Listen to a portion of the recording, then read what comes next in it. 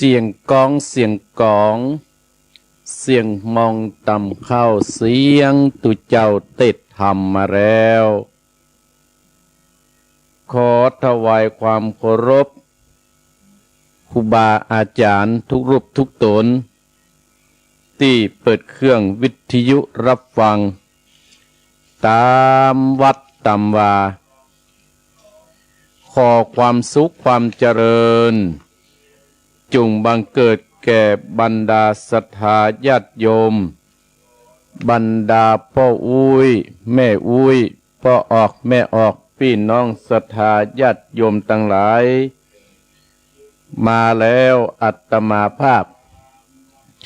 พระครูวรธรรมนาถเจ้าอาวาสวัดหนองเหียงตำบลสันติสุขอำเภอไดรอจังหวัดเชียงใหม่ได้นำรายการธรรมะยำเจ้ามรดกธรรมกำเมืองนั่นได้มาอู้ได้มาจากับศรัทธาญาติโยมแห่งวันหนึ่งซึ่งวันนี้ตรงกับวันอาทิตย์ที่14เดือนพฤศจิกายนพศ2564ตรงกับเดือนยี่เหนือขึ้น10ค่ำพ่ำว่าเป็นวันติดศรัทธาญาติโยมทั้งหลายมาแล้วอาตมาภาพก็จะได้นำศรัทธาญาติโยมบรรดาพ่ออุ้ยแม่อุ้ยพ่อออกแม่ออกพี่น้องศรัทธาญาติโยมได้ไหว้พระสวดพุทธกุลธรรมกุลสังฆกุลเพื่อเป็นมงคลที่รับที่อยู่ที่นอนที่อาศัยของท่านและเป็นมงคลเปิดที่ไหนก็ตามเปิดในบ้านในจองในหอในเฮือนก็ตามเปิดในรถก็ตามเปิดที่ไหนตามตุบกัดก็ตามก็จะเป็นมงคลกับศรัทธาญาติโยมเจ้าของที่อยู่ที่นั้นๆก่อนที่จะได้ไหว้พระสวดพุทธกุลธรรมกุลนี้อาตมาภาพก็จะขอขอบพระคุณอนุโมทนาขอบคุณเจ้าของสถานีวิทยุที่ได้เกาะเกี่ยวสัญญาณกันไป โดยอัตมาภาพขอขอบพระคุณอนุโมทนากับท่านพระครูพิวัฒนวิกรมที่ได้เอื้อเฟื้อได้มอบวันเวลาฮื้อกับเก้ากับผมหรือว่าอัตมาภาพก็ขออนุโมทนากับเจ้าของสถานีนับตั้งแต่เวลาตี 3 ถึงตี 5ก็มีหมายมีสถานีวิทยุเพื่อการศึกษาศาสนาวัฒนธรรมวัดไฟหิน 104.50 อำเภอเมืองจังหวัดเชียงใหม่สถานีที่ 2สถานีวิทยุคณะสงฆ์อำเภอฝางวัดพระบาทอุดม FM 100.25 อำเภอฝางจังหวัดเชียงใหม่และสถานีที่ 3สถานีวิทยุดินแดนถิ่นระนาบ้านลงงัวตำบลน้ำบ่อหลวงอำเภอสันป่าตองจังหวัดเชียงใหม่ FM 103.50 สถานีที่ 4สถานีวิทยุขึ้นธรรมะของชุมชนวัดห้วยตองซักจอมตอง FM 98.75 สถานีที่ 5สถานีวิทยุมูลเสียงธรรมอำเภอแม่แจ่มจังหวัดเชียงใหม่วัดบุพาราม 106.25 สถานีที่ 6สถานีวิทยุเน็ตเดลเรดิโอ FM 96.75 บ้านจงตำบลทุ่งกวาวห้างหุ้นส่วนจำกัดอนุสรณ์เรดิโออำเภอเมืองปานจังหวัดลำปางสถานีที่ 7สถานีวิทยุชุมชนคนเหนือเขื่อนอำเภอฮอดจังหวัดเชียงใหม่ FM 90.75 สถานีที่ 8สถานีวิทยุเพื่อการศึกษาพัฒนาอาชีพ FM 103.00 อำเภอเมืองจังหวัดลำปางโดยคุณอนุพงษ์ตาจีนะและสถานีที่ 9สถานีวิทยุวิทยาลัยเทคโนโลยีและการจัดการกปภแม่เมาะจังหวัดลำปาง FM 99.50 ขออนุโมทนาขอบคุณเป็นอย่างสูงที่ได้เกาะเกี่ยวสัญญาณกันไปก็เป็นบุญเป็นกุศลกับศรัทธาญาติโยมที่ได้สดับรับฟังเอาละศรัทธาญาติโยมอาตมาภาพจักได้ปาศรัทธาญาติโยมไหวพระสวดพุทธกุลธรรมกุลสังฆกุลเสียก่อนเพื่อเป็นมงคลที่รับที่นอนศรัทธาญาติโยมเนอลูกได้แล้วตื่นได้แล้วเอาศรัทธาญาติโยมเป้าอุ้ยแม่อุ้ยกับพระเนอกับ1กับ2กับ3อรหังสัมมาสัมพุทโธภควาพุทธังภควันตังอภิวาเทมิกับสวะคาโตภควโตธัมโมธัมมังนัมมัสสามิกับสุปฏิปันโนภควโตสาวกสังโฆสังฆังนัมมามิกับนะโมตัสสะภะคะวะโตอะระหะโตสัมมาสัมพุทธัสสะนะโมตัสสะภะคะวะโตอะระหะโตสัมมาสัมพุทธัสสะนะโมตัสสะภะคะวะโตอะระหะโตสัมมาสัมพุทธัสสะพุทธังสรณังกัจจามิธัมมังสรณังกัจจามิสังฆังสรณังกัจจามิตุติยัมปิพุทธังสรณังกัจจามิตุติยัมปิธัมมังสรณังกัจจามิตุติยัมปิสังฆังสรณังกัจจามิตติยัมปิพุทธังสัตดานังกัจจามิตติยัมปิธัมมังสัตดานังกัจจามิตติยัมปิสังฆังสัตดานังกัจฉามิอิติปิโสภะคะวะอะระหังสัมมาสัมพุทโธวิชชาจัตตานาสัมปันโนสุขโตโลกวิโตอนุตตโตโพธิสัตตาม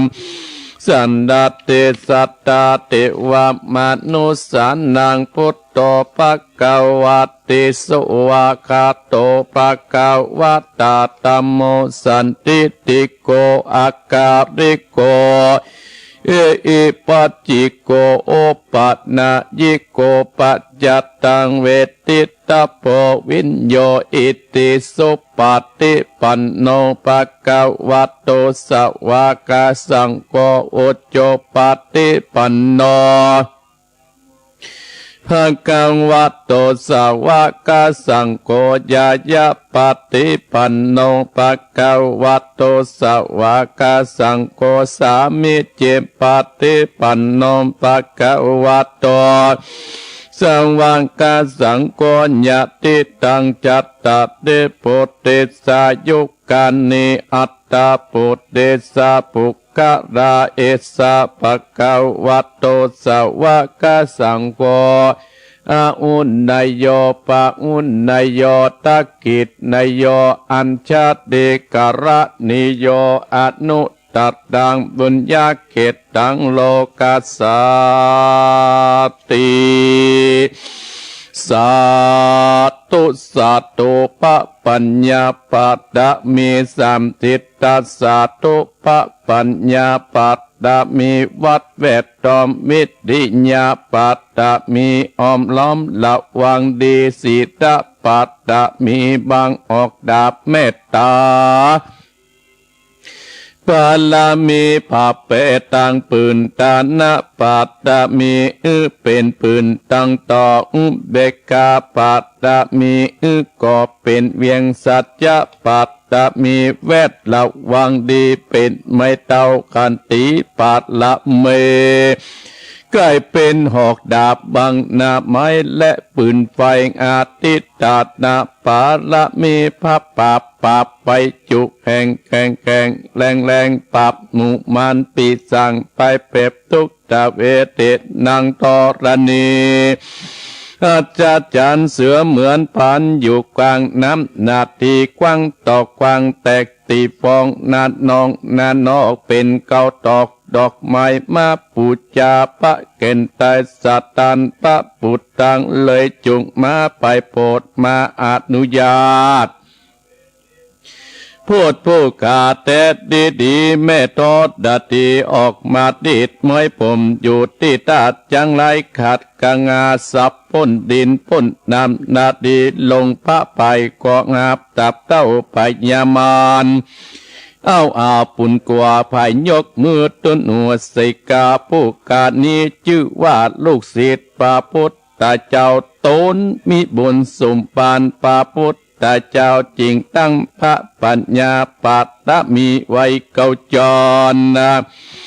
ตั้งไว้ตั้งหน้าก็ได้กาจันตั้งไว้ตั้งหลังก็ได้กาจันตั้งแต่หัวถึงตีนก็ได้กาจันตั้งแต่ตีนถึงหัวก็ได้เก่าจันเส้นว่าลูกปืนจักมา เสื้อเมื่อเหมือนปนเส้นอากาจักบ่มีจักกับมากาใดกับพระเจ้าก็ได้ไว้ว่าพุทธกุณังธรรมกุณังสังฆกุณังพุทธอินตาธรรมอินตาสังฆอินตาสะเมตตตนีผู้อยู่เดือดน้ำอยู่กำเป็นดินกันกาลเนกึดถึงอย่างคุณพระปิตาคุณพระบรรดาคุณครูบาอาจารย์คุณพระแก้วเจ้าตั้งสามประการคือคุณพระพุทธังคุณพระธรรมังคุณพระสังฆังคุณแดดคุณฝนคุณน้ำคุณลมคุณกุราชเจ้าก็ดีคุณพระเจ้าตนภาวนาก็ดีคุณนางอุตตลาก็ดีคุณพระเจ้าก็ดีคุณแม่ทอดดัดดีเจ้าก็ดีจุกมารักษากำนาดและกำลังยังตนตัวแห่งข้าพเจ้าในวันนี้คืนนี้จิมแดดเตอพุทโธพุทธังรักษาธัมโมธัมมังรักษาสังโฆสังฆังรักษาพุทโธพุทธังกันหาธัมโมธัมมังกันหาสังโฆสังฆังกันหาพุทโธพุทธัง รักษาธัมโมธัมมังรักษาสังโฆสังฆังรักษาพุทโธโภคธัมมังปิสังฆังมิตรอายุวันโนสุขังปะลัง ต่อไปเชิญพี่น้องศรัทธาญาติโยมไหว้กุลหลวงเนาะเพื่อจะคุ้มครองไล่เสนียดจังไรโรคภัยไข้เจ็บที่หับประพึงปรารถนาออกจากบ้านจากจองตั้งใจเน้อเนาะสาธุสาธุอาหังวันตามิสิทธัสสะอิติปิโสภะคะวะเอกวิสัตติปิตาคุณังกะโกอารัตตนาโกนาพระปิตาเสาเอจุงมาอยู่กำกวาทวาตาสามาตาคุณังกะโกอารัตตนาคุณพระบรรดา12จุงมาอยู่กำสายเอกุตนาติงสากาขอรัตนาคุณพระโพโสสาเกาจุงมาอยู่ทั่วสัตว์ละปังกายแห่งข้าพเจ้าสัพพัญญาสาพุทธกุฏนังกาโกอารัตนาคุณพระพุทธเจ้า56จุงมาเป็นกำแพงแก้ว7จันแวดล้อมตนตัวเองข้าพเจ้าและท่านผู้ฟังและเจ้าของสถานีกุสถานีพุทโธพุทธกำจัดออกไปสัพพะศัตรูและโลกหลายตั้งหลายอย่าได้เข้ามาไกลที่อยู่ที่อาศัยจักรวรรดิมณฑลจงถอยหนีหือปนด้วยเตจกุลแห่งพระพุทธเจ้าอัตตติงสาตมะกุณังข้าขออาราธนาคุณพระสัตตมเจ้า38จุงมาเป็นกำแพงแก้ว7จันแวดล้อมตนตัวเองข้าพเจ้าและท่านผู้ฟังและเจ้าของสถานีกู้สถานีธัมโมธรรมัดกำจัดออกไปสัพพะศัตรูและโลกหลายตั้งหลายอย่าได้เข้ามาไกลที่อยู่ที่อาศัยจักรวรรดิมณฑลจงต่อยนี้หือปนโดยติดจากคนแห่งพระสัทธรรมเจ้า38สังฆสะจุตตจาเจวากะโกอารัตตนาคุณพระสังฆเจ้า14จงมาเป็นกำแพงแก้ว7จันแวดล้อมตนตัวเองข้าพเจ้าคือว่าสังโฆสังฆกำจัดออกไปสัพพะศัตรูและโลกหลายตั้งหลายอย่าได้เข้ามาไกลที่อยู่ที่อาศัยของท่านผู้ฟังและเจ้าของสถานีจุงถอยหนีหือปนด้วยเตจากุลแห่งพระสังฆเจ้า14ทิรัตตัดดังอาหังวันตับนิสิทธัสสะอิติปิโสภะคะวาจัตละกุณังกาโคอารัตนาโกนา จัน10จัดจงมาอยู่ตัวอาการ32อัตตกรรมมัตตานังกาโกอารัตตนากุลพระกรรมมัตตันเจ้า18จงมาเป็นทิพปมนสสอทวาตัสสะอาโปข้าขออาราธนาคุณพระคงคา12เอกวิสัตติโทดัตนิกาขออาราธนาคุณพระโทดัตนิสาวเอสัตตวโยกาขอรัตนาคุณลม7สัตเตโชข้าขออาราธนาคุณนาไฟ6มาตาเรียกว่าธาตุทั้ง4มีดินน้ำและลมไฟนี้เป็นที่พึ่งแห่งทรัพย์ประสาทบัดนี้ข้าขออาราธนามากำจัดนะตัดดอโมตได้พุทธสุนายตาสุนียาทนอยู่ได้นะกะโมกะโกสะโตสัมภวะอุนตุจึงบังเกิดเป็ดนะพระโกสะโตเป็นอโปตับนามนิเตตะโมกะโตโกตะโม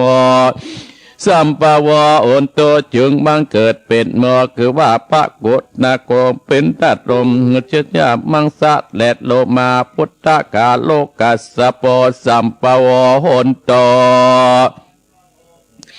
จงบังเกิดเป็นโพธกัสสะโปเป็นเตโชตัดไฟหลังลานสังหารปาปันนาสอดดาปิดกัตติยาโลมาเกสาโลมานาคา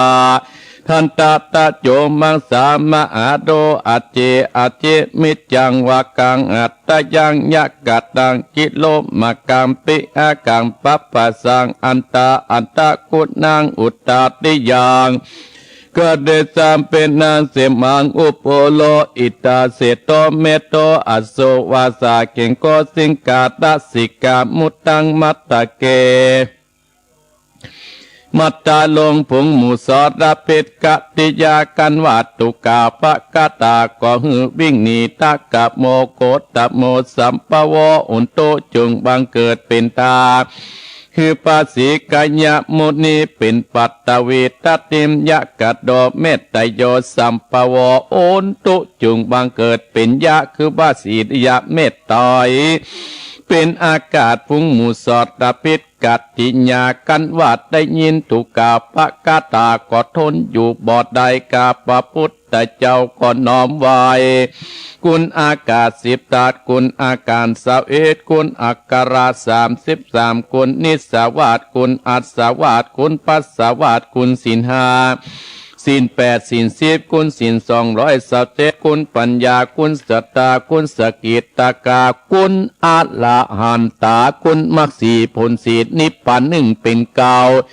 ปริยันตาเป็นเสพคุณตานาศิรเนกกมาปัญญาวิทยาขันติสัจจะอธิตานาเมตตาอุเบกขาปะตาวัตติงสาปัตตมิสัมปันโนพุทโธนันตาเตโกโนวัตโสภะคะวาอันว่าภัสสตานันตาคุณจักปรับมันมิได้จุมมูลทิพปรับมวลปัจเจียนตั้ง84,000พระธรรมการตัดเสียถึงไปในและไปนอดคุณปารสีนรอดคุณปารสีนารายคุณปารสีตักงัวคุณปารสีตับไฟคุณปารสีได้แสนโกดคุณบันทิดาบท18คุณอันทรงวิชา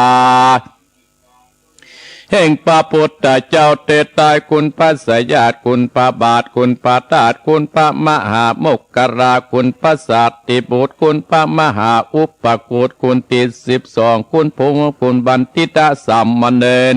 คุณมหากัญจนาเกณฑ์คุณ10เหนือถึง12พรหมวิหารตั้ง400,000 โกฏจักกรวาลบัดนี้ก็ขออาราธนามาบันดาลเผ่าพานสอดละปิดกาติญาโลกหลายตั้งหลายฮือจอดโลมาและอินทรีย์ก็ขอราธนาคุณพระอธิธรรมา7กับเปสังพุทธาปุกยาปาข้าขอราธนาคุณนิกาตังมาสังอังโกข้าขอราธนาคุณพระวินัยตังอาปัจจุมากาขอรัตนาคุณสัทธรรมตั้ง8จิตนาวัตกัญญาข้าขออาราธนาคุณจญามาตาอุตตาตุจุงเป็นดาบกาเสกาเหมันตาบัดนี้ผู้ข้าของมาอยู่กลางสารผู้ข้าจักฟันโดยแต่สัตนาคมพุทธังตัสสะมิธัมมังตัสสะมิสังฆังตัสสะมินะโมตัสสะสะนะโมนะโมตัสสะปัสสะโตโลกหลายตั้งหลายก็ขาดคายเป็นฝูงทุกข์ดีที่เดือดอยู่ในอินทรีย์หนีไปอยู่นอกจักรวาลกูจากทางองค์การนากิงบันดาลกูจักป่าป่าอิมมาปานฝูงหมู่มานสัตตูดร้อนเลินอยู่บ่ดายกูจักพิษตะวันตั้งกาวกูจักเล่าปากาตาสังวิสาโสปุสาปาณพิตังตวะกัดดังสเมพุทธสัพมาตินตั้งกาวกูจักเล่าภากถาว่าพุทโธจะมัจจิโมเสโตสัตริพุทโธจะตากิเตอุตตะเรโมกัรดันโนจะอัตนันโตมัจจิเมวัจจาโกตัญโยปุปโตภะเคพยเพขวะปิอุปติติอัตติกเนจะกัสสโปอะโตเจวาอิสานิสเปเตพุทธมังกรายตวาปุจิโตอุตินิตุโกฏนิปันตวมหาเตโสสัทธาโหติสยาสุติมภวันโตเตเอาต่อไปเจนสถาญาติโยมแผ่เมตตาเนอแผ่เมตตาฮึตุเก่าเนอไหว้เนอแม่อุ้ยพ่ออุ้ยไหว้เนอแผ่เมตตาฮึตุเก่าอาหังสุขิโตโหเมขอให้ข้าพเจ้ามีความโศกเนตุโกโหมิข ขอให้ข้าพเจ้าปราศจากความทุกข์อเวโรโหมิขอให้ข้าพเจ้าปราศจากเวรภัยอัพพยาปโชโหมิขอให้ข้าพเจ้าปราศจากอุปสรรคอันตรายทั้งปวงอนิโกโหมิขอให้ข้าพเจ้าปราศจากความทุกข์กายและทุกข์ใจสุขีอัตตานังปฏิหารามิขอให้ข้าพเจ้ามีความสุขกายและสุขใจรักษาตนให้รอดพ้นจากทุกภัยทั้งหมดทั้งสิ้นเถิดข้าพเจ้าขออโหสิกรรมกรรมใดที่ทำแก่ผู้ใดในชาติใดๆก็ตามขอให้เจ้ากรรมและนายเวรจงอโหสิกรรมให้แก่ข้าพเจ้า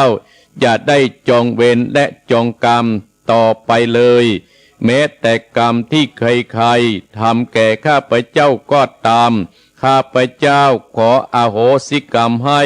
ทั้งสิ้นยกถวายพระพุทธเจ้าเป็นอภัยทานเพื่อจะไม่มีเวรมีกรรมต่อไปโดยอานิสงส์แห่งอภัยทานนี้ขอให้ข้าพเจ้าครอบครัวบุตรหลานตลอดจนวงศาคณาญาติและผู้ประการุคุณของข้าพเจ้ามีความสุขความเจริญปฏิบัติสิ่งที่ดีสิ่งที่ชอบด้วยเถิดสัพเพสัตตาอันว่าสัตว์ทั้งหลายที่เป็นเพื่อนทุกข์เกิดแก่เจ็บตายด้วยกันทั้งหมดทั้งสิ้นเวราโหนโตจงเป็นสุขเถิดอย่าได้มีเวรแก่กันและกันเลยอภยาปชาโหนโตจงเป็นสุขเถิดอย่าได้เบียดเบียนซึ่งกันและกันเลยอนิฆาโหนโตจงเป็นสุขเถิดอย่าได้มีความทุกข์กายและทุกข์ใจเลยสุขีอัตตานังปาติอารันโตจงมีความสุขกายและสุขใจรักษาตนได้รอดพ้นจากทุกข์ไปทั้งหมดทั้งสิ้นเถิดท่านทั้งหลายที่ต้องทุกข์ขอให้พ้นจากทุกข์ท่านทั้งหลายที่ได้สุขแล้วขอได้สุขยิ่งขึ้นไปโดยการทุกการทุกคนด้วยเถิดเอาละศรัทธาญาติโยมบรรดาพ่ออุ้ยแม่อุ้ยพ่อออกแม่ออกพี่น้องศรัทธาญาติโยมท่านผู้ฟังทั้งหลายตอนเจ้านี้อาตมาภาพมาเจ้าศรัทธาญาติโยมก็รู้สึกว่า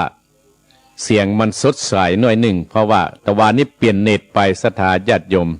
ติดตั้งเน็ตใหม่เหมาะเอาอกเอาใจศรัทธาญาติโยมท่านผู้ฟังทั้งหลายเนาะเป็นธรรมดาศรัทธาญาติโยมเน็ตตัวนั้นก่อนเน็ตที่ว่า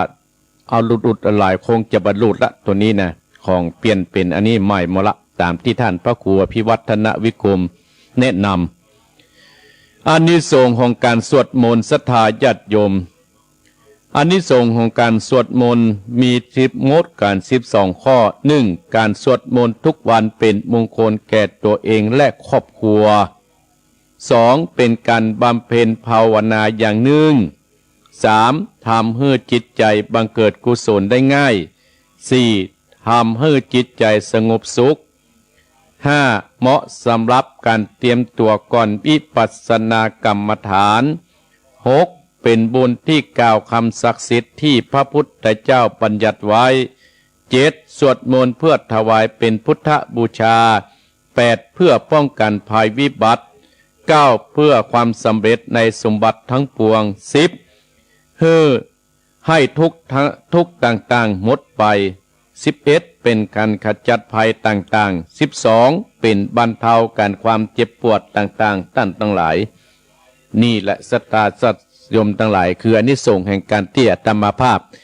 ป่าอีป้ออีแม่พี่น้องศรัทธาญาติโยมไหว้พระสวดพุทธคุณธรรมคุณ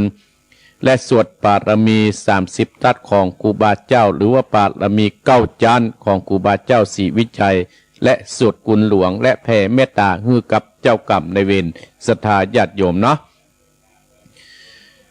ก่อนอื่นนั้นอาตมาภาพก็ขอบพระคุณศรัทธาญาติโยม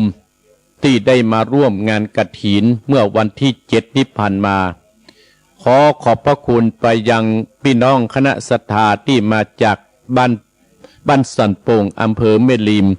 ก็หมายมีป้ออ้ายแม่น้อยป้อพันแม่สุทิน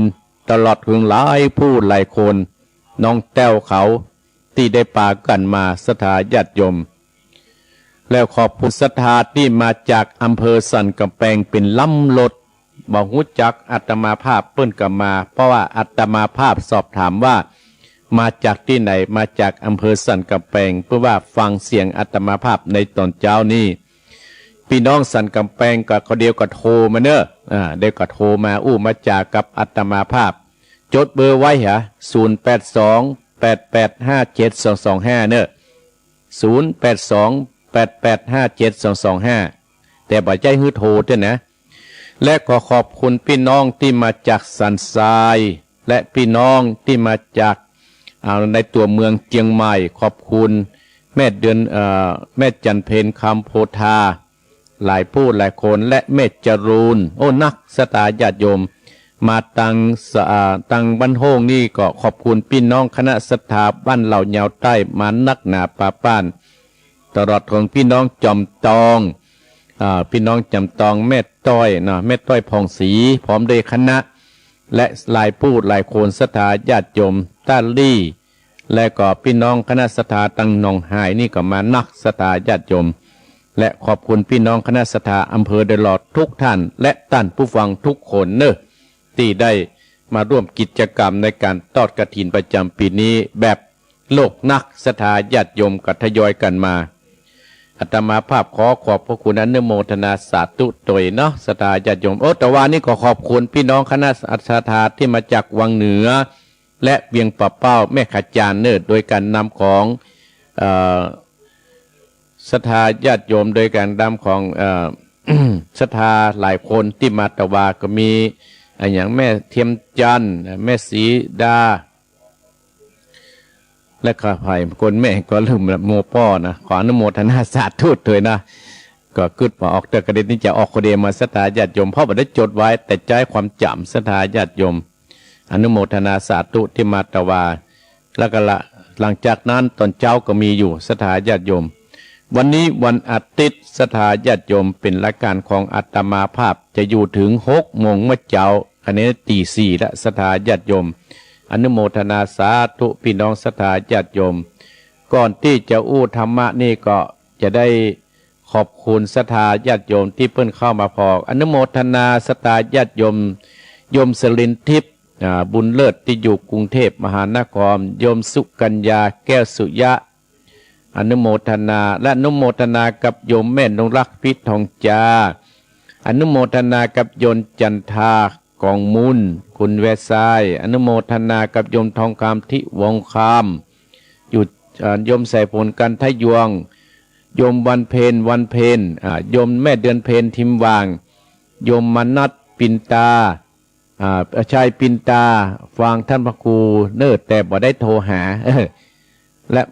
ถ้ามีโอกาสได้จะไปกินไปตานกับท่านพระครูเนิ่ขอบคุณเนิ่อนุโมทนากับโยมมนัดเนิ่โยมมนัสชัยปินตาสาธุโดยนะญาติโยมทั้งหลายวันนี้อาตมาภาพจักได้ได้จาเป็นหลักธรรมะคำสั่งสอนขององค์พระสัมมาสัมพุทธเจ้านั้น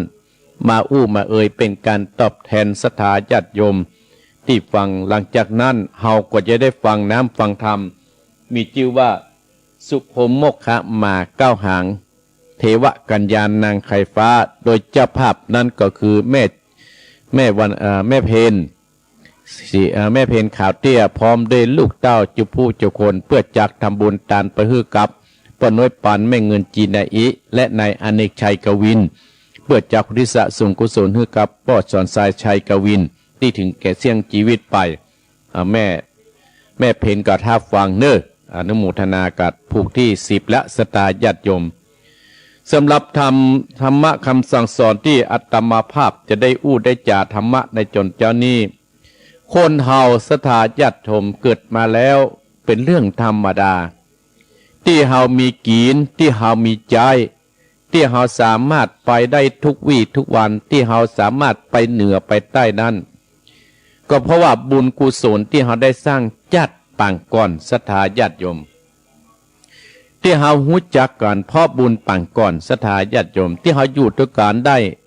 ตลอดรอดฟังเพราะบุญที่นั้นมากำจูอุดหนุนเฮาเนี่ยศรัทธาญาติโยมธรรมะที่เฮาจัดจะให้ทุกวี่ทุกวันนี้เพราะว่าบ้านเมืองของเฮาตึงวันเนี่ยศรัทธาญาติโยมเฮาก็ต้องหันอกหันใจกันต้องมีความรับผิดชอบซึ่งกันและกันบ่ใจละทิ้งอย่างอาตมาภาพตะวาเนี่ยศรัทธาญาติโยมวันนั้นก็ได้นำของเนี่ยไปมอบเพื่อท่านนายกเทศมนตรีตำบลสันติสุขเพื่อจะได้เอาแจกจ่ายกับคนที่เพิ่นกักตัวอยู่ตามบ้านตามจองช่วยกันเราต้องรับผิดชอบช่วยกันอาตมาภาพกับบุญที่อาตมาภาพนะกำจูอุดหนุนอาตมาแล้วตอนเย็นตะวันนี่ก็ไปส่งอาหารการกินไปหลายที่สถานในบ้านสันติสุขบ้านหนองเหียงหลายที่หลายต่างอาตมาภาพก็ได้ไปเอาขายพ่องม่าพ่องกระซื้อเหมือนกันนะศรัทธาญาติโยมแต่เฮามีใจให้ช่วยและคืนกำไรที่คืนกำไรที่เพิ่นได้ใส่บัตรอาตมาภาพวันนี้อาตมาภาพก็6 โมงก็จะบิณฑบาตเนาะเนี่ยเป็นประจำศรัทธาญาติโยม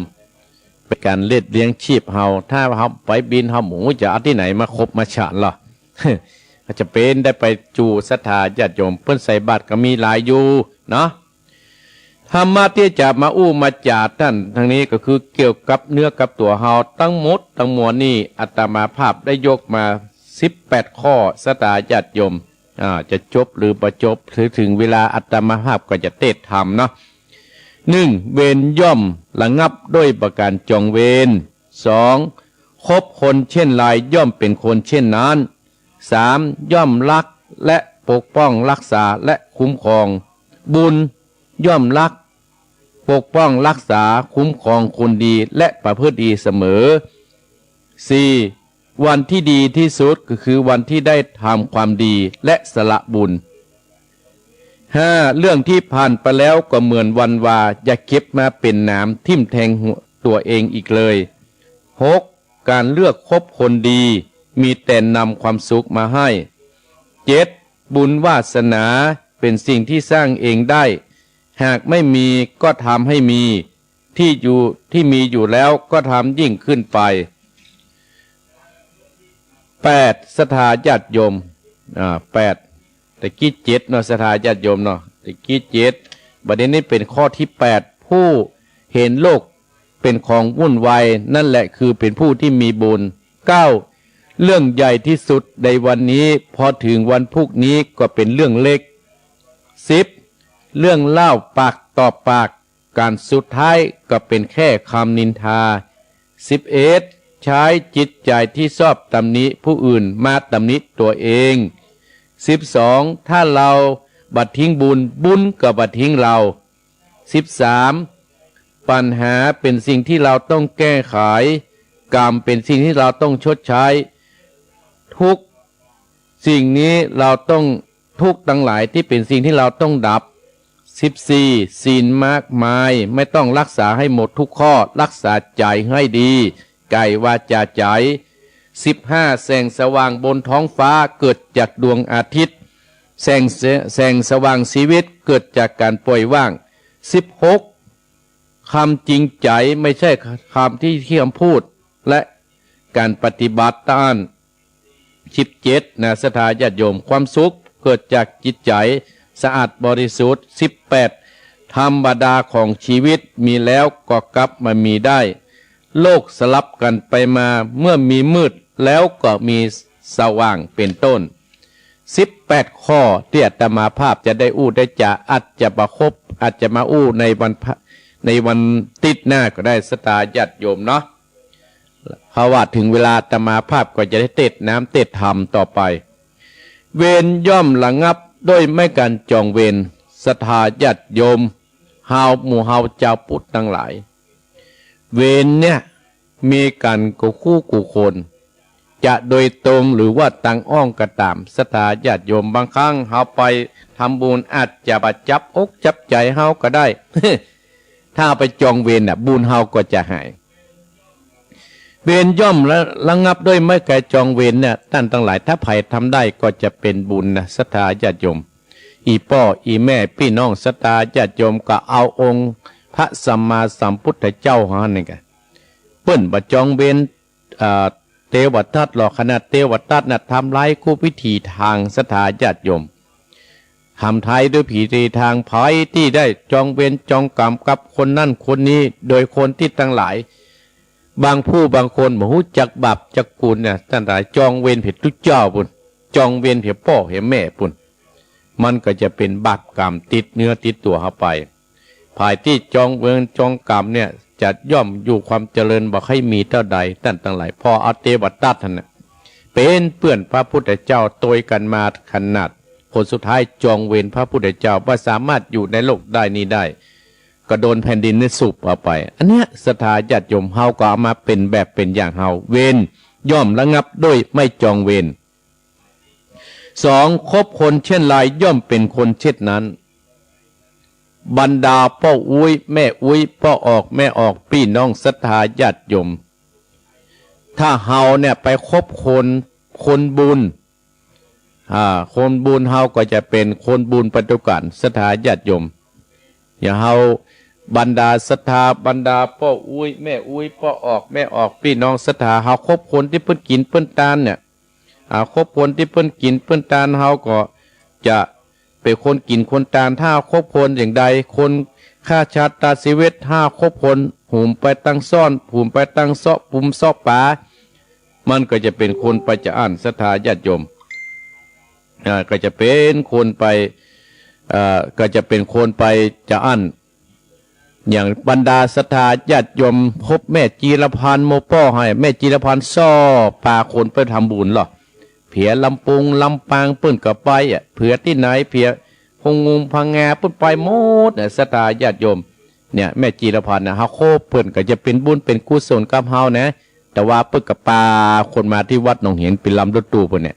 เปิ้นอยู่แม่ขจารเปิ้นเวียงเป้าศรัทธาญาติโยมก็ขออนุโมทนากับคนที่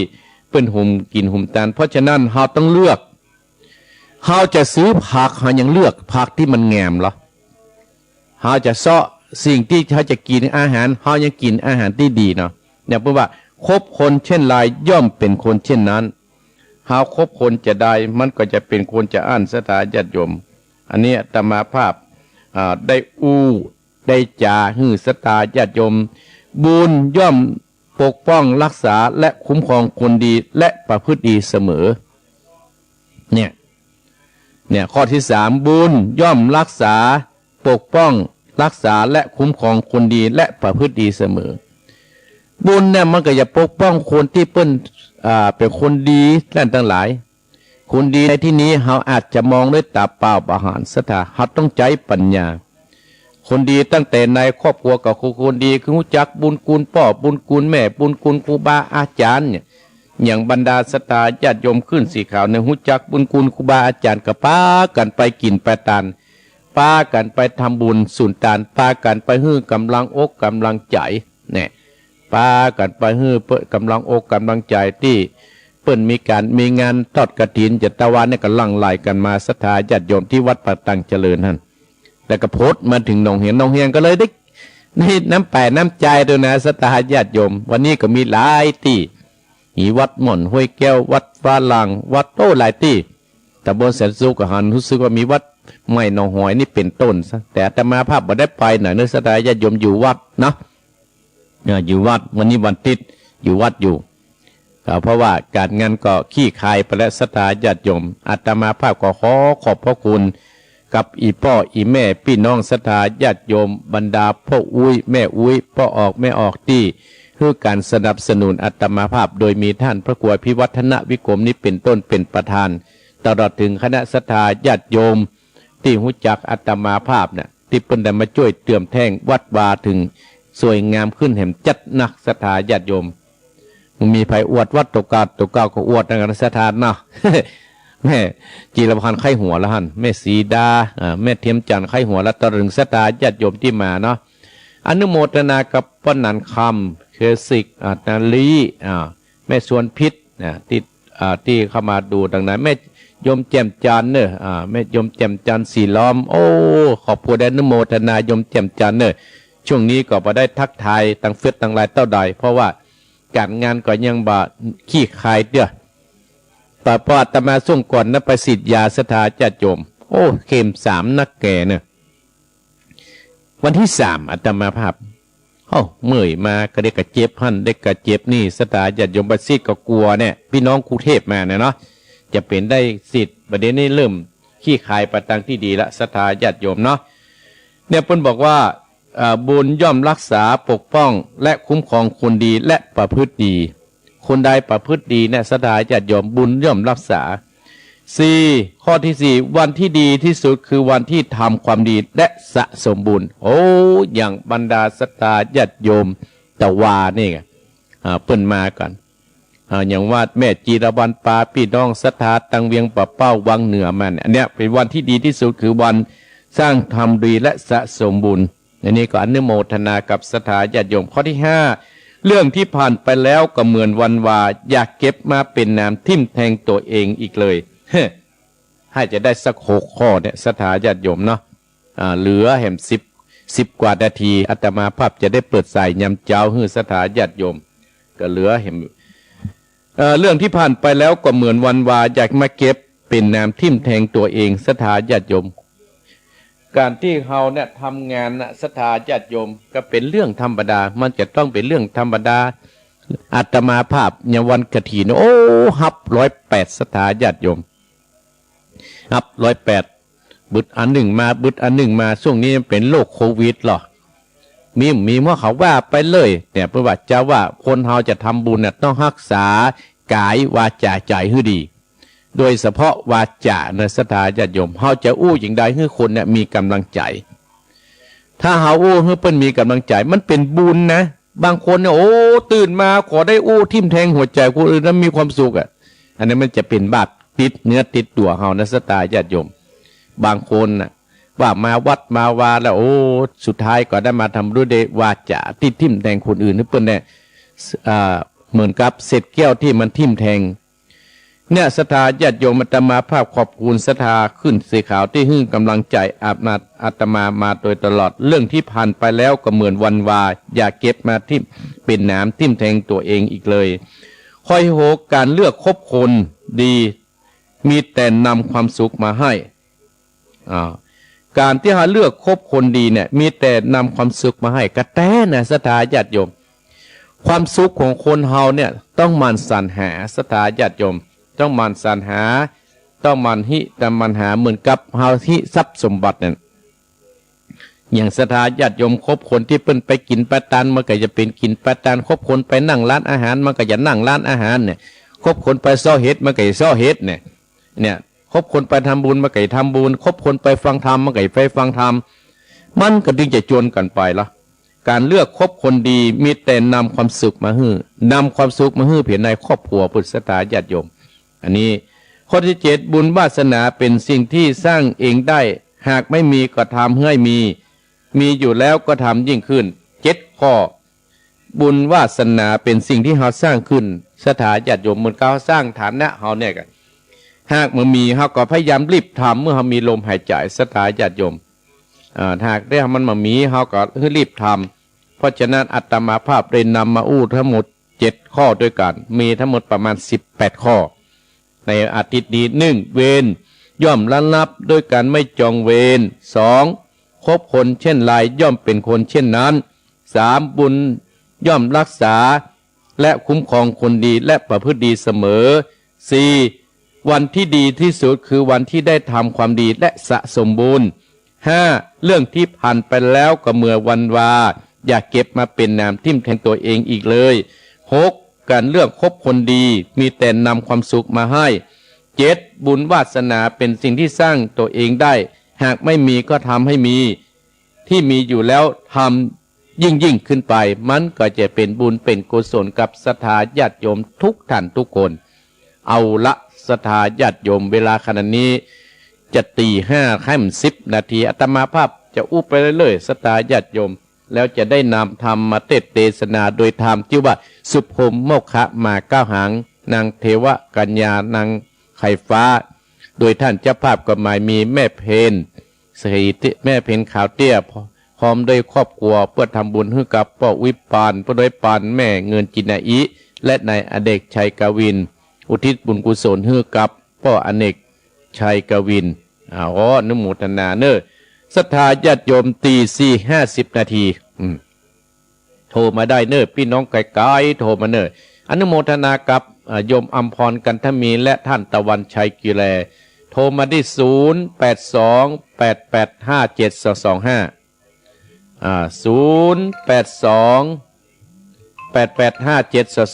0828857225ดอกเข้ามาอาตมาภาพปิดโทรศัพท์007โทรเข้ามาใหม่เนอะ0828857225โทรเข้ามาได้อู้จากับอาตมาภาพได้เนอะสตาญาติโยมเนาะเอาภัยกระโชกระโทเนอะเสียงเป็นจะได้วันนี้เนาะเดี๋ยวอาตมาภาพกำสมุดมาก่อนกำสมุดมาก่อนนะสตาญาติโยมเนาะ083อ้าวเจริญปอนไม่ค่ะเจ้าท่านพระครูไม่อุ้ยอินอายุ80มาเริ่มไปหาท่านพระครูได้เท่าไหร่แม่อุ้ยอินเสมิงเนาะคงมีสักวันเนาะเสมิง80แล้วนะแม่เนาะเจ้ายินดีนะแม่เนอะก็ได้ฟังคงมีสักวันนั่นแหละสักมีสักวันสักมีสักวันไหนกันนี่กะเนาะได้ฟังธรรมตอนแม่เนอะเจ้าเวสาเจ้าเจริญปอนเจริญปอนเจ้าไวสาเจ้าว่าจะได้แม่น้อยติดตามเนี่ยเจ้าว่ามาเรื่องคนดีเนาะคนของนะเจ้านาทีเดียวได้นะเจ้าว่ามาอยากโดดเด่นเป็นคนดีมีรักแต่นักจริตวกิศิลป์ฝรั่งไทยเวียดนามถึงลาวจีนบอกไปวิ่งทุจริตมิจฉาจารว่าบ่ทำความชั่วบ่มั่วหมองก็ย่อมต้องขุนเป็นของเก่นสารสรรเสริญเยี่ยมยอดตลอดการโลกข่าวคานจนมีวิรกรรมการทำดีบอกมีขายในตลาดยาขาดอยากได้ก็ทำเอาเขาทำชั่วเขาทำชั่วจ้างเตอะก็จ้างเขาแต่ว่าเขาพยายามทำความดีเจ้าจะเล่นป้อนใหญ่คิดเลยหนักมา40 กว่าวุฒินะเอาไปขย่อยออกแล้วจะเล่นป้อนเนอวันที่3 เมษายนก็จะได้ของมูทันที่เอาคณะเจ้าไว้เจ้าจะเล่นป้อนไม่น้อยกัดนัดบันดอนโทรมาเนอสถาญาติโดม0828857225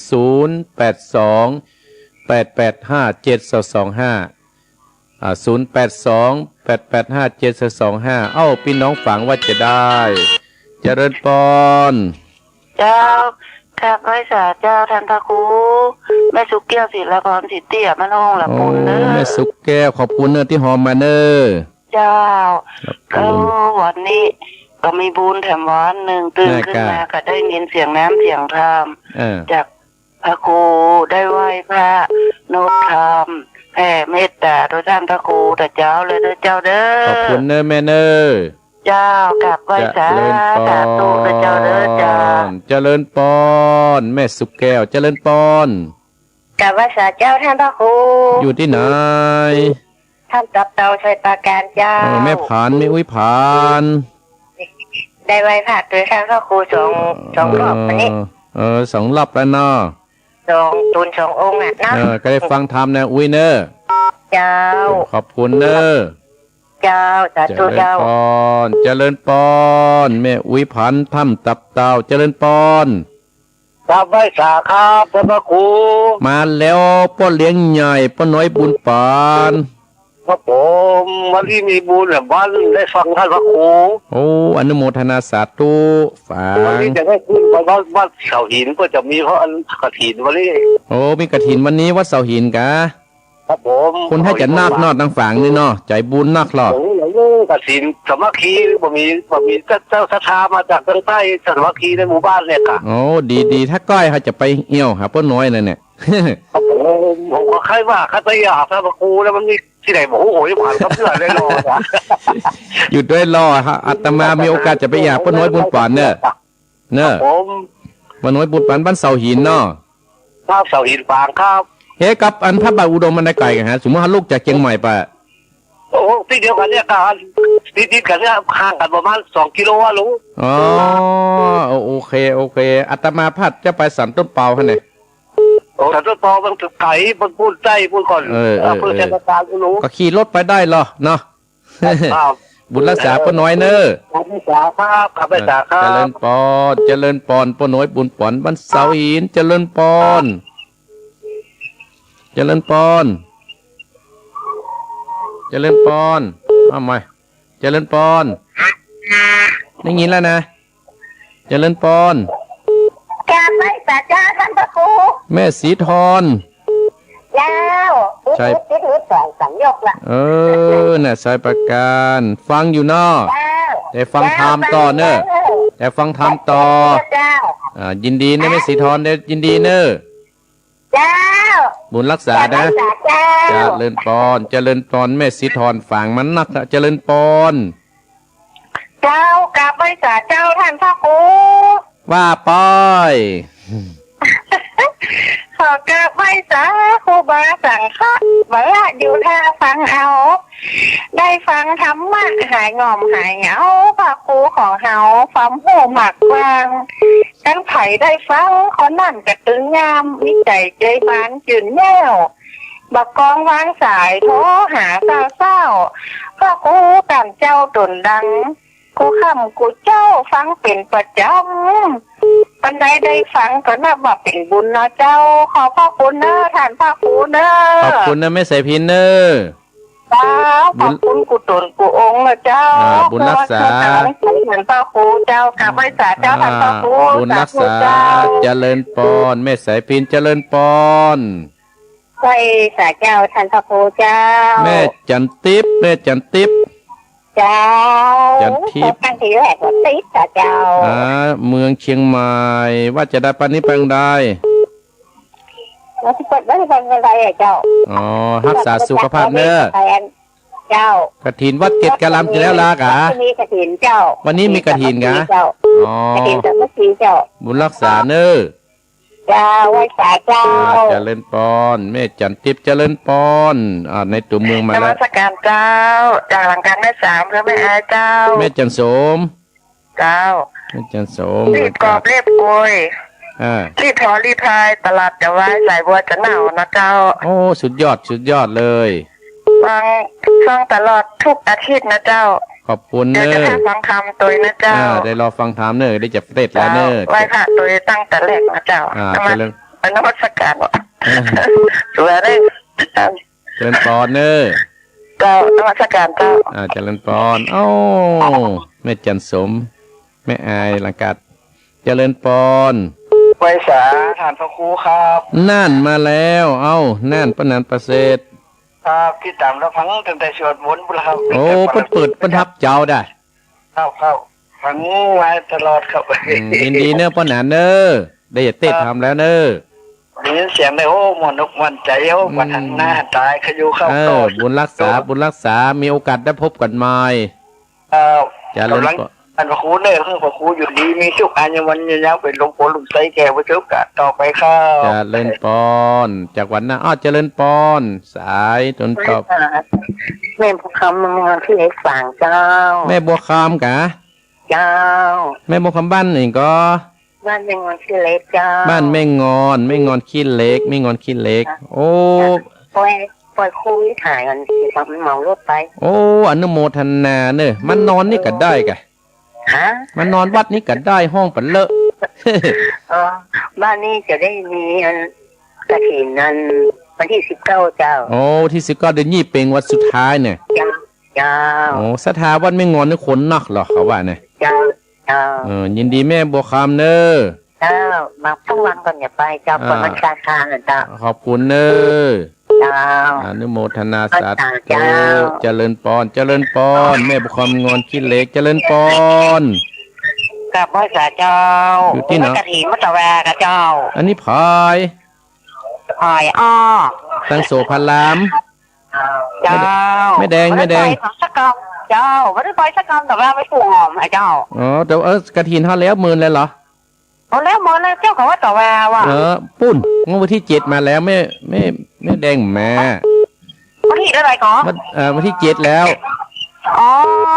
อันกา แต่ว่าปัตตังเจริญอย่า อ๋อแต่ว่าปัจจุบันเจริญเนาะแต่ว่ากับนักไปพระอาจารย์ไปว่าเจ้า ไม่ได้ปล่อยโรคโควิดนอก นะมันเป็นโรคเนี่ยปล่อยเขากล่อมขึ้นไปที่น้อยได้พระอาจารย์ไป บุญรักษาเนื้อประกังตุ้งฮะกะ เจ้าพระอาจารย์ส่งได้นะแก ยินดีเนื้อ เจ้า เจริญปอนเนื้อ เจ้าขอบพระเจ้า เจริญปอนเจริญปอน แต่พระอาจารย์เจ้าอยู่เงินบอกความ กี้กับแม่บอกความอยู่ไหน พระอาจารย์เรียนของเรา ท่าจางเด็กกี้กับแม่บอกความนะ เอาที่รัก แต่กี้อันเบียปุ้นแม่งอนขี้เล็กปุ้น เนี่ยจื้อเหมือนจื้อเนี่ยกะเนาะ ชื่อเจ้า น่ะอยู่เหนืออยู่ พระเจ้ามาโห ฮะ เรโนพระเจ้าอ่ะมาเป็นเรียบนี้ ยินดีก็ได้ฟังเทศเนอะ เจ้า บุญรักษาแม่ยินดีเนอะ พระเจ้านี่นะแต่ เจ ว่า ริญพ เจ้าร ศรัทธาญาติโยมแปลว่าตามภาพจบตับตีแม่บวกคำตัดจางนี่เนอะได้ก็โทเนอะเด็กก็โทเนอะเด็กก็โทเนาะเด็กก็โทเนอะศรัทธาญาติโยมอาตมาภาพจะปิดโทรศัพท์ก่อนและอาตมาภาพจะติดแล้วเนาะเดี๋ยวเปิดสายนักแล้วแต่ท่านพระครูจะเดือดอนุโมทนากับโยมโสภาชัยกิแรและเจ๊หลายหางโดงเนอะอนุโมทนาสาธุโดยเจ๊หลายหางโดงอนุโมทนาตัวอันนี้ผู้จัดการไปส่งเนอะอนุโมทนาเนอะอนุโมทนาสาธุโดยอันนี้ท่านตะวันอนุโมทนาสาธุอนุโมทนากับแม่วิอินอำเภอเสมิงอายุ80 ปีละแม่น้อยกัดนัดบันดอนได้อู้ก่อนเรื่องดีเรื่องความดีอนุโมทนาสาธุเนอะแม่สุกแก้วลำปูนสีเตี้ยทำตำเตาแม่อุยผานพ่อน้อยบุญปัน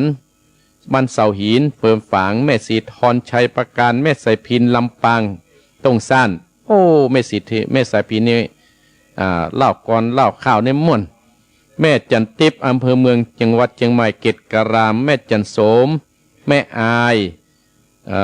นั่นปนานประเสริฐแม่บัวคำแม่งอนขี้เล็กแม่แดงโสภาราแม่วางแม่บัวคำตาจังอนุโมทนาสาธุเนอ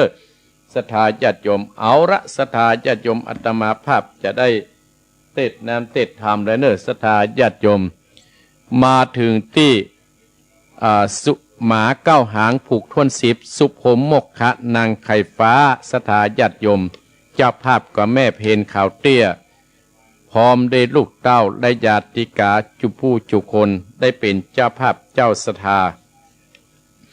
แล้วก็นายอเนกชัยกวินเพื่อจักทำบุญอุทิศบุญกุศลหมาเก้าหางสุภมมกขะนางไข่ฟ้าผูกทวน10นี้ตานให้กับป้อของเปิ้นชื่อว่าป้ออเนกชัยกวินแม่เพนขาวเตี้ยตานให้กับป้นน้อยปัน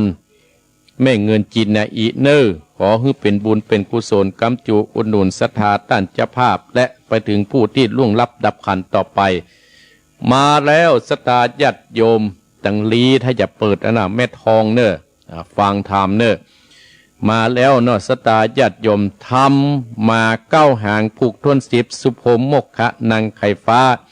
นั้นถึงตัดที่เจ้าเมืองมัตุรครนั้นศรัทธาญาติโยมได้ใจนายสุภมมกขะโคนกำพร้านั้นไปเสาะดอกบัวปันกับตันทั้งหลายสุภมมกขะละอ่อนกำพร้านั้นก่อนลาเมียเปิ้นไปเสาะหาดอกบัวปันกับในเมืองพญานาคสุภมนี่ได้เมียตั้งหมดมีตั้ง4 เมียด้วยกันเริ่มแรกก็นางเทวะ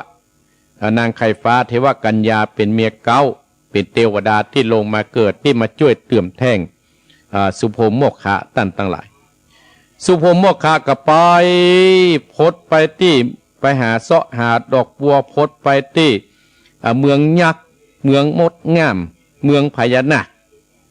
ไปเชาะดอกบัวได้เมียสามเมียปิกบานพร้อมดอกบัวโดยมีลูกสาวพญานาคช่วยเหลือเติมแท่งเนี่ยศรัทธาญาติโยมเปิ้นว่าคนบุญย่อมบุญรักษาจะตกน้ำอะไรตกไฟใบไม้เหมือนเจ้าสุพรมโมกขะกุมารมาเก้าหางนี่แหละเป็นละอ่อนกำพร้ามาญาเจ้าเมืองมาตุรครโอ้ใจเขาได้เมียเปิ้นใจไปสปะสปันเพื่อจะฮื้อสุพรมโมขะตายและจะอนางเทวกัญญานางไขฟ้านั้นมาเป็นภรรยา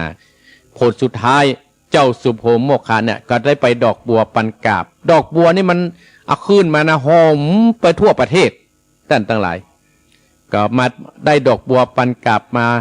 แล้วก็มาพักที่ตุบน้อยมาแวะที่นางเทวกัญญานางไขฟ้าที่หั่นพร้อมปาภรรยา3ภรรยานั้นมาที่บ้านโอ้เปิ้นอยู่ด้วยกันเปิ้นอู้จานเข้าใจการศรัทธาญาติโยมเอาละอาตมาภาพธรรมตัดที่นี่ก็มาจบตัดที่นี่ว่าสุพรมโมกขะ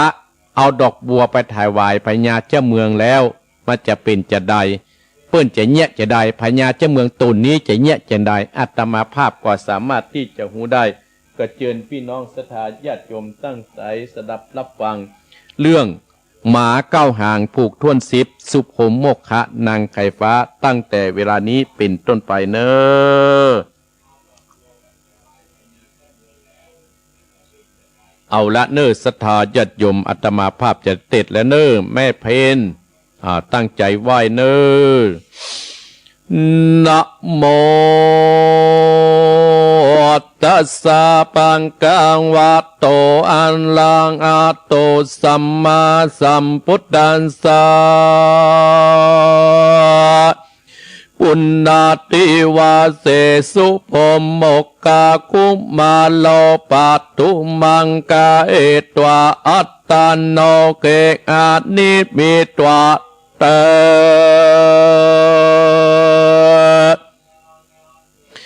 สันตาวดดุนดานสามปอดเดสาตั้งหลายตั้งยิงใจหนุ่มเต่าปากันนั่งเฝ้าฟังตามตั้งสาตานิวิทโยกุสถานเนจุงดาจำเตต่อตามบัดก็บัดเดปุณนาติวาเสสุพรมโมกขะกุกมันดังนี้เป็นต้นบัดนี้แดเตปุณนาติวาเสวันลงมาก็นอปาติวาย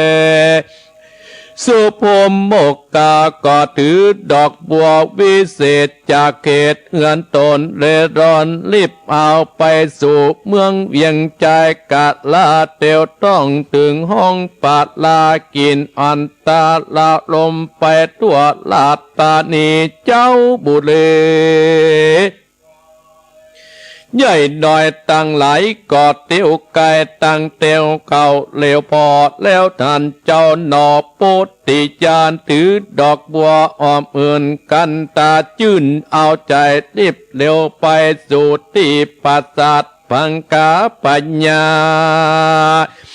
เขาก็โอจาต้านต่อปากลอดตัวยกันอัศจรรย์แต่เล่าเต้าเจ้าปับปุดีอัจยามีตกใส่ใจกิไลอันนาตาแสวงยังดอกบัวกันตาคือดอกบัวบานวิเศษปันกับและนามาจากเกตแดนไก่เวียงใจเมืองนาคไปอยู่ยากเลือดลายไผ่บ่ใหม่ดันสอนพดไปเล็งหานเต้าไข่ปันเก่าโอเต้นปูนปูโปดานบัดเดือใจควรปานอยากลายปล่อยได้กัตตมาอัจยาจะปาบาปกาปงปันเลือดตัวมันนี่เล่ามีบุญเก่าเลือดลายจริงคงไกเอาได้ยังดอกไม้ดวงดีกันบุญบ่มีมากกวางเตี้ยงมวยมังกางโอนบ่เอาตนปีกบอกอ่อยหน้าออกขึ้นมาเจ้าปาลามวนหมู่กาดได้หูและได้หันตั้งปาการอุจจา ส่วนนอปุตติยานตนองค์อาจไปลอดปาจัดลงกันพิวันกรมกาบเจ้าตาบุดีตะไวดอกบัวดีกินอาแก่เจ้าป่าสะปันเจ้าอจันยศใหญ่ได้ดอกไม้แจงการก็มีใจบานเจือนจื่นปิติตื่นยินดีว่าบุญมีเบาะน้อยจึงได้ดอกซอยดังหมายคนตั้งหลายได้หูเตี้ยงเก่าอูยอคนหมู่คนตั้งดาวหมู่เต้าดานาเตี้ยงจักมากับไว้ย่อมได้สมปานตะไว้บรรณาการมากเก่ายิ่งกว่าเก่าเดิมอ่อนนาพระผู้ตรอนยศยาจึงกล่าวจาตาว่าดอกบัวงามออกมากมึงใดเมืองนาคนำมาสะแวงเสาะสายจากป่าไม้ดงไปจากเวียงใจไก่มึงเตียวไปปานคนเดียวดานบ่มีคู่ไปจิ้มผู้คนใด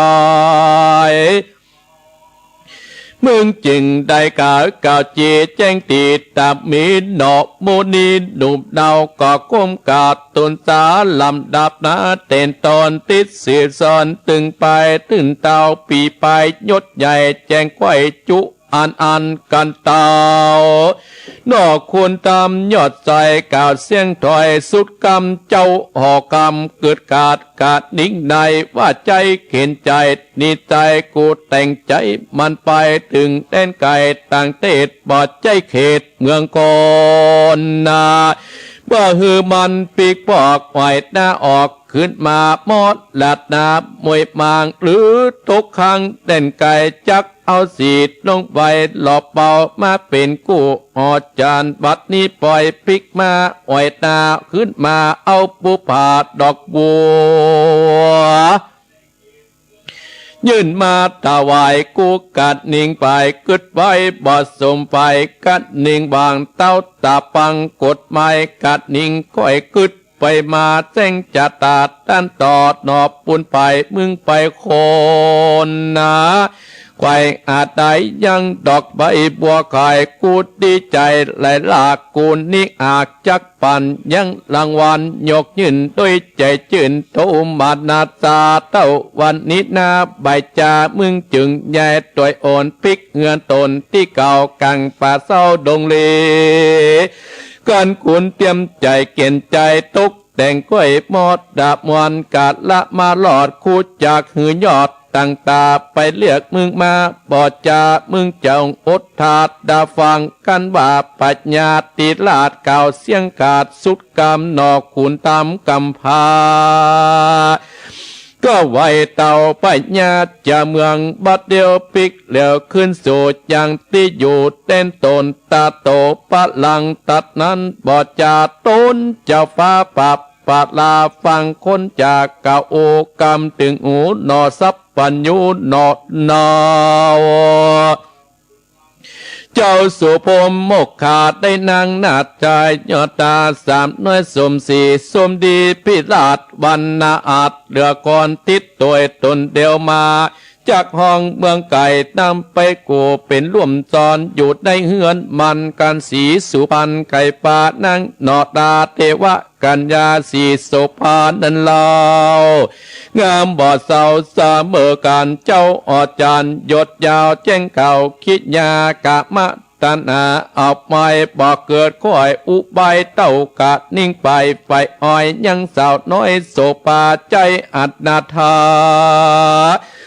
นั่นใจกูจากใจมันไปเอาดอกบัวเมืองนาคคือมันภาคอาจหนีเมื่อมันตายเป็นผีบอดรอดขึ้นมาบัดเนื้อหน้าใจตัวเปิดได้ดอกบัวกัดนิ่งใหม่ซ้ำได้ยิงหนอดดาวงามบอดสาวสมสีงามดีจุปวบมาดอมโยเอื้อนมันกันบอดเดียวปันกาความนาตายไปกูหมายจักเอานางนาตายโศกปามาเป็นจะญาแนบกลางในปราสาทกวางออกกามเต้าอาตามยศใหญ่ขันนิ่งค่อยไปมา พิจารณาแล้วก็จะอุบายจึงฟังหมายปงกาดอามาตตั้งตาไปห้องหนอพุทธกัมปาจากป่ามาปานก็มีอันแลดนาว่าคุณตั้งตาแก่นใจพ่องตาตายปันตากะรีบไปจากดาวเวียงใจกัดดับไปรอดที่จอดเขกอาไข่กิยาเก่าอูตับมีน้ำหนอมุนีลาปากจากเงินตนเล็ดล้นไว้ว่องมาจุห้องลงกันหนอพุทธทองทำหนุ่มดาวก็ก้มกับวันตาเลาะลาอยู่ฝ่าฟังเจ้าฟ้าปุบานจักลาดองค์การตกใส่แต่งใจสันใดเจ้าอ่อใจใจหยาบบอดสุภาพตามอ่อนนอกขุนตำกำปามาอยู่ตอนนาก็มาแจงทำตั้นตอบปากนอกกำงามวัดตุลาใจงามหนุ่มดาวมึงได้ไต่เต่าไปปั่นไปโครงการเสาะไว้ตั้งดอกไม้เจียงการดอกบัวบานวิเศษหอมไปค่อยเวทเจียงใจกูก็มีใจจืนปีเตจืนยินดีไก่ว่าตีเก่าอัวเมืองหูวันมากูจักดาแต่งอ่างเครื่องใจวางปานเป็นรางวัลตามต่อตามลิดกอบปังลางมึงจุงฟังเฮือตีวันพุกเดมากูจักมีอาญญาปงกาดต่อเหือพ่อขวาสลัดจบต้องลิปองแต่งอ่างขาจังและงัวควายมือหลวงไหลปอดน้อยมีหลายร้อยเป็นประมาณแต่งดาอาหารหมื่นหมอเป็นตามึงจุงมาอยู่เฝ้ากินแต่เจ้าโดยไปถึงวันตกใส่ตกค่ำแม่นคือมันตวนตาอย่ารีบลาปิกต่อกินถึงเมื่อเจ้าวันแลดนาดุลาใจหนุ่มเนากะกับคืนที่เก่าเป็นตา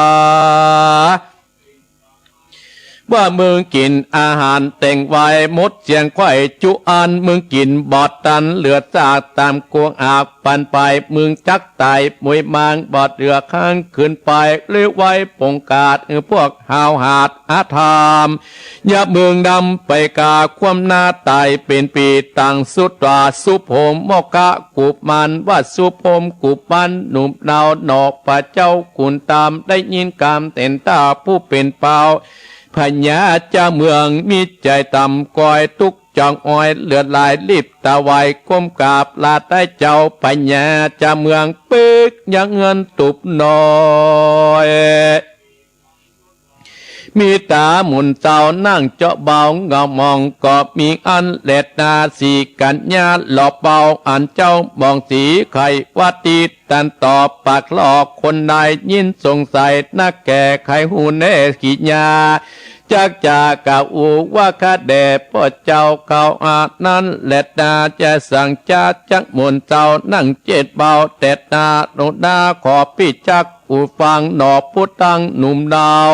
เล่าจุประการนั่งนงกันตั้งเสยแจ้งที่อูติดดันนางสมศรีดังจันทะภากาลัดทิดาเองพ่อพญายักษ์แดนกายจึงบอกเล่าว่าคาแด่พี่เจ้าพี่อยากเขืองกาอยากเกิดอยากลาแหล่งกินต้มแกงมืดมอจักเหลือต่อยาไปเม็ดเต่าเจ้าอดใจวางปงกาดข้างหัวควายมาจางนับอ่านอังปันตัวก็ปอดต้องกลัวแต่สายจักหมดเสียงตีลี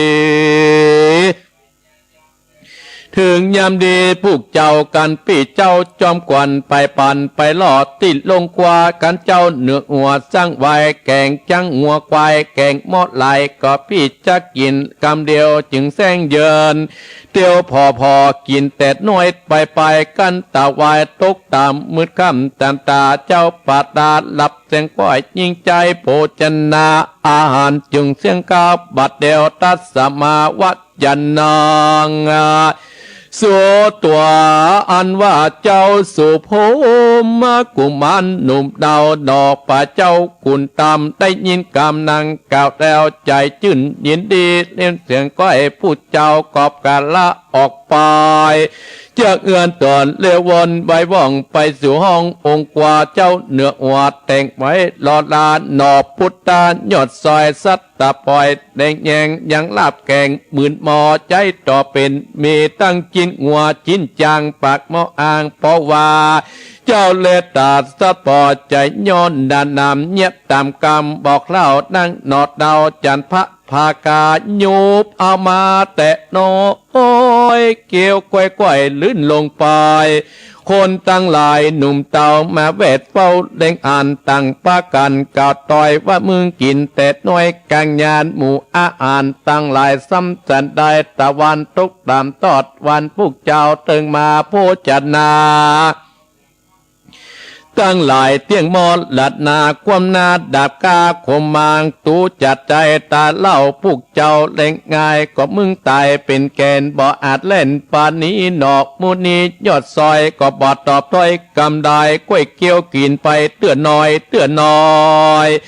ตามดังไก่เมียดามยุบและวางไว้จิมหมอทัดไปถึงตะวันใสตกตามมืดค่ำยามดึกมาต่อคอยคนใหญ่น้อยกับปาการรับทั่วเวียงใจกว้างใหญ่สงัดอันนาจันทะภากาศหนุ่มดาวกึดกาดนิ่งส่งใจไปถึงปิตาพ่อพญายักษ์ได้ก้อยอุบายเมื่อนานยักษ์ปุ่มลายตนพ่อหูแจงได้ใจเลี้ยวไว้ปงกาดคือประราชโจตาใส่ยองจองยานมาไหวว่องสู่ห้องมัตุราธาละธานีกืนผู้จัดนาเส้นก้อยเกาะเปลี่ยนวันลุ่งสุนใจต่างตาพ่อควรหนุ่มดาวรีบมาแต่เจ้าอ่านเจ้าบุญกำปานั่งอยู่เดียวได้รับแกงไหลตั้งโพดเสียงก้อยจุอันอัศจรรย์บอดจังปากกำดอยบอดจะบอกตาใต้ตามีเจ้าบุตรีมัตุราชนครฟังโอกาสต้นจาก็มีความกฎหมายเอ็ดบอดสมใจไฟอ่างกึดอุบายคือเจ้าหมอตายหมอหลาดนาบุญจะนาแล้วไปสู่ได้เอื้อนตนตะโตทัดนันไปนาเนื่นจะนันเจ้ามาตัวหลาดนครอามาตต่างตาเรียกหนอพุทธกัมปามาตอดหน้าเดียปันไข่ปันบอกเล่าวัดดุราเจ้าหนุ่มเนาอันนาตากูมีมิตรงาบอบมากงามสามกาบุงเป็นหมายกุดนำไปพระภายในป่าไม้ดงไปมึงจุงไปเสาะใส่เก็บใส่หอมมาเม็ดงาดนั้นเล่าเต็มสามปุงนางเก่าเดิมตีคือมีเหลือเศษอยู่เขตแดนใดมึงไปเสาะใส่เก็บมาบอดได้ตามกามคุดจักนามึงไปคาความนาวามวายต้นคำใจกำฟ้าฟังจะฟ้าไก่ปานอกเป็นควันอับไม้ห้องเป็นหายมองขีบอดหนีหลีกเวนลบจากเส้นตันตากามยกมือตามตั้งกาวไว้ป่าเจ้าป่าดากะลาไว้ภิกษุเอื้อนตนมนเจ้าเดิมมาสีสุภายอดซอยอันเจ้าหน่วยนาดมองไปจริงกำบายต้นตีแจงขียาเพื่อตามโอนังตั้งสี่ประการติดนั้นนั่งนงกันหล่อเบาจันทกุธิลาใครบอกแก่เจ้าพ่อเสียใจอยากคันนิ่งไก่เกิดยากหากอาสาถึงวันนี้นาจักช่วยพี่เจ้าดังหมายบอกให้ความนาตายกับข้าขมันนางสุดกรรมทุกนำกันตองก้อยเบาบางหายไปเจ้าปุนไปปิติจื่นยินดีไก่วัตีต้านตอดนางหนอลาปลายประการวันลงรุ่นเจ้าเต่ายศใหญ่มิลาดองค์การปงกาดอามาตต่างตานำเม็ดงานไหลลาสามบุงหากเป็นหมายเอาพระภัยไว้ในป่าไม้เด่นไกลแล้วบอกให้เจ้าหนอพระเจ้าบุญโจไปเก็บต่อสายตาเอาเม็ดงางามไว้ในป่าไม้เด่นไกลเจ้ากะเก็บใส่สามมุงใหญ่เต็มตานคือวันเมียดตายใส่หมดดับมอนกาลามาลอดเจ้าหนอโพธิญาณจากสถานที่อยู่สู่ตรงหน้าเจ้าขุนตางามหวานใหญ่ตังไก่และกายคุ้มไม้อมกาเจ้าเครื่องกาตามก้อยน้ำตาปอยย้อย เป็นทุกข์ใจเหลือขนาดย้อนวิบากสั่งจากกุจักมาเกิดจัดนี้ทุกข์ลำบากพ่อแม่ก็ตายไปเป็นเด็กกำพร้านาดนำเข้าป่าไม้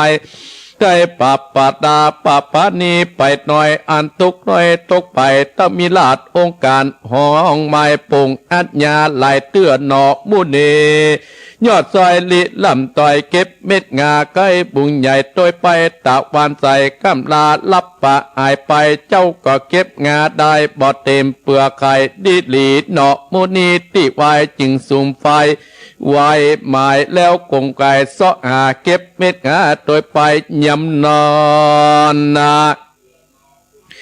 างสีนงบานยอดซอยนางยอดใจจันตากุติลาลัดทินาดดอดไตแห่งพญาหมดงามใหญ่เต้นไก่ส่งใจไปล่อถึงเจ้าพ่อยอดปิตาฮือเสนาอามาตย์ไปราษฎรคนนายเลี้ยวไว้อย่าจ่าช่วยดอลาเกยเมืองเต้าปุ่นเรืองยศใหญ่แจ้งไว้สัญญาโยธาไปตั้งลายรีบไผ่ปานมาจูดดงนาเก็บอเม็ดงาหวานไว้ใส่ปุงใหญ่เลี้ยวปันเต็มดังเก่าปอดเหลือข้างเด่นใดตั้งที่ไก่และไก่มดเส้นก้อยบาดเดเล็บแล้วปีปอกสู่เงินตนก็มีอันแหลดนานิติตาคิญาสังวันนาวิเศษจากห้องเอสุภมโมกาผูกต้นสิบกอบบางกอมสมเนสเดชเอาละศรัทธาญาติโยม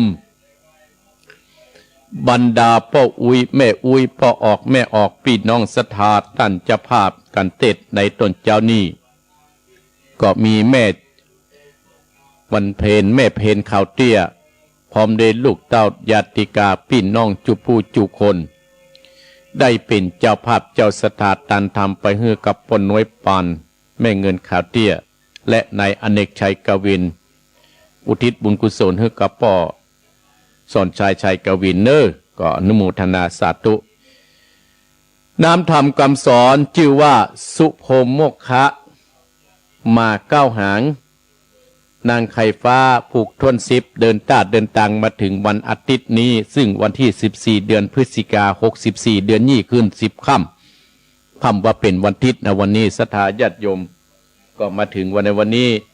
ก่อนที่อาตมาภาพจะได้สรุปเนื้อเรื่องนี้ก็ขออนุโมทนากับเจ้าของสถานีเสียก่อนเนอะ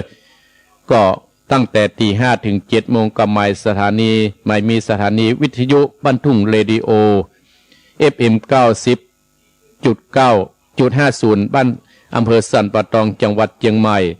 สถานีวิทยุขึ้นธรรมะชุมชนไว้ห้วยตองซัก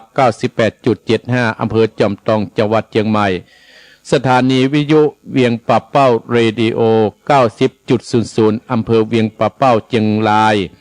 และสถานีวิทยุคณะสงฆ์อำเภอฝาง FM 100.25 วัดพระบาทอุดมอำเภอฝางจังหวัดเชียงใหม่และสถานีวิทยุมูลเสียงธรรมวัดบุพารามอำเภอแม่แจ่ม FM 106.25 และสถานีวิทยุชุมชนคนเมืองลี้อำเภอลี้จังหวัดลำพูน FM 103.75 และสถานีวิทยุวัดจันทร์ 103.50 อำเภอกันดายานิวัฒน์และสถานีวิทยุชุมชนคนอำเภอนาน้อยจังหวัดน่านและสถานีวิทยุสีคำเรดิโออำเภอฝางอำเภอเวียงสาจังหวัดน่าน FM 92.50 และสถานีวิทยุเสียงใสเรดิโออำเภอตาบวังฝางจังหวัดน่าน FM 100.75 และสถานีวิทยุคนชุมชนคนเหนือเขื่อนอำเภอฮอด 90.75 อำเภอฮอดจังหวัดเชียงใหม่และสถานีวิทยุน่านฟ้าเรดิโอ FM 101.75 ตำบลป่าแดดอำเภอเมืองเชียงใหม่และสถานีวิทยุชุมชนคนต้นน้ำ FM 104.50 บ้านปุ่งน้ำร้อนตำบลเมตติจีดีอำเภอเวียงป่าเป้าและสถานีวิทยุดินแดนถิ่นล้านนา FM 103.50 อำเภอสันปะตองน้ำบ่อหลวงจังหวัดเชียงใหม่และสถานีวิทยุล้านนาเรดิโอศพปับจังหวัดลำปาง FM 95.75 และสถานีวิทยุขึ้นพระพุทธศาสนาการศึกษาวัฒนธรรมวัดไฟหิน FM 104.50 วัดไฟหินอำเภอเมืองเชียงใหม่และสถานีวิทยุเพื่อการศึกษาและพัฒนาอาชีพ FM 103.00 อำเภอเมืองจังหวัดลำปางและสถานีวิทยุวิทยาลัยเทคโนโลยีการจัดการกปภแม่เมาะจังหวัดลำปาง FM 99.50 โดยคุณอนุพงษ์ตาจีนะขอบพระคุณอนุโมทนาสาธุเนอเอาละสตาญาติโยมได้ขอบคุณตังเจ้าของสถานีแล้วโอ้สถานีน้ำบ่อหลวงนี่บ้านหงวัดดังสถาญาติโยมอาตมาภาพฮับได้ชัดเจนกับห้วยตรงซักนี่อาตมาภาพฮับได้แต่วัดบ้านลงวัวน้ำบ่อหลวงนี่ดังชัดเจนกว่าญาติโยมอีพ่ออีแม่เจ้าสุพรมมกขะละอ่อนกำพร้านั่นได้ไปเอาดอกบัวปันกาบฮื้อกับพญาเจ้าเมืองและสถาญาติโยมได้ฮื้อพญาเจ้าเมืองและสถามาถึงได้มาเอาดอกบัวปันกาบฮื้อกับพญาเจ้าเมืองแล้วสถาญาติโยมพญาเจ้าเมืองก็ดีอกดีใจว่าโอ้เฮาได้ดอกไม้แล้วเนี่ยเฮาได้ดอกไม้มาเฮาใจฮื้อเจ้าสุพรมนี่ไปเฮาก็ว่าจะได้เมียเพิ่นแต่สุดท้ายบุญย่อมรักษาผู้ที่ได้รับผลบุญนี้เนาะสถาญาติโยมก็ได้ดังใจได้ดังใจเนาะอาตมาภาพก็โอ้ว่าบุญมันรักษาแต่สถาญาติโยมบุญนี้รักษาแต่สถาญาติโยมเนาะสถาญาติโยมได้ก็เนี่ยอาตมาภาพจะไปรีวิทยุทางนอกได้ก่อนเนาะสถาญาติโยมเนาะคำเดียวเนาะ1 นาทีเนาะสถาญาติโยมเนาะ1 นาทีเนาะอาตมาภาพจะไปรีวิทยุก่อนเพราะว่าวิทยุมันศูนย์เอาวิทยุมันนี้กันเนาะเอาละเนาะแล้วขอเวลา1 นาที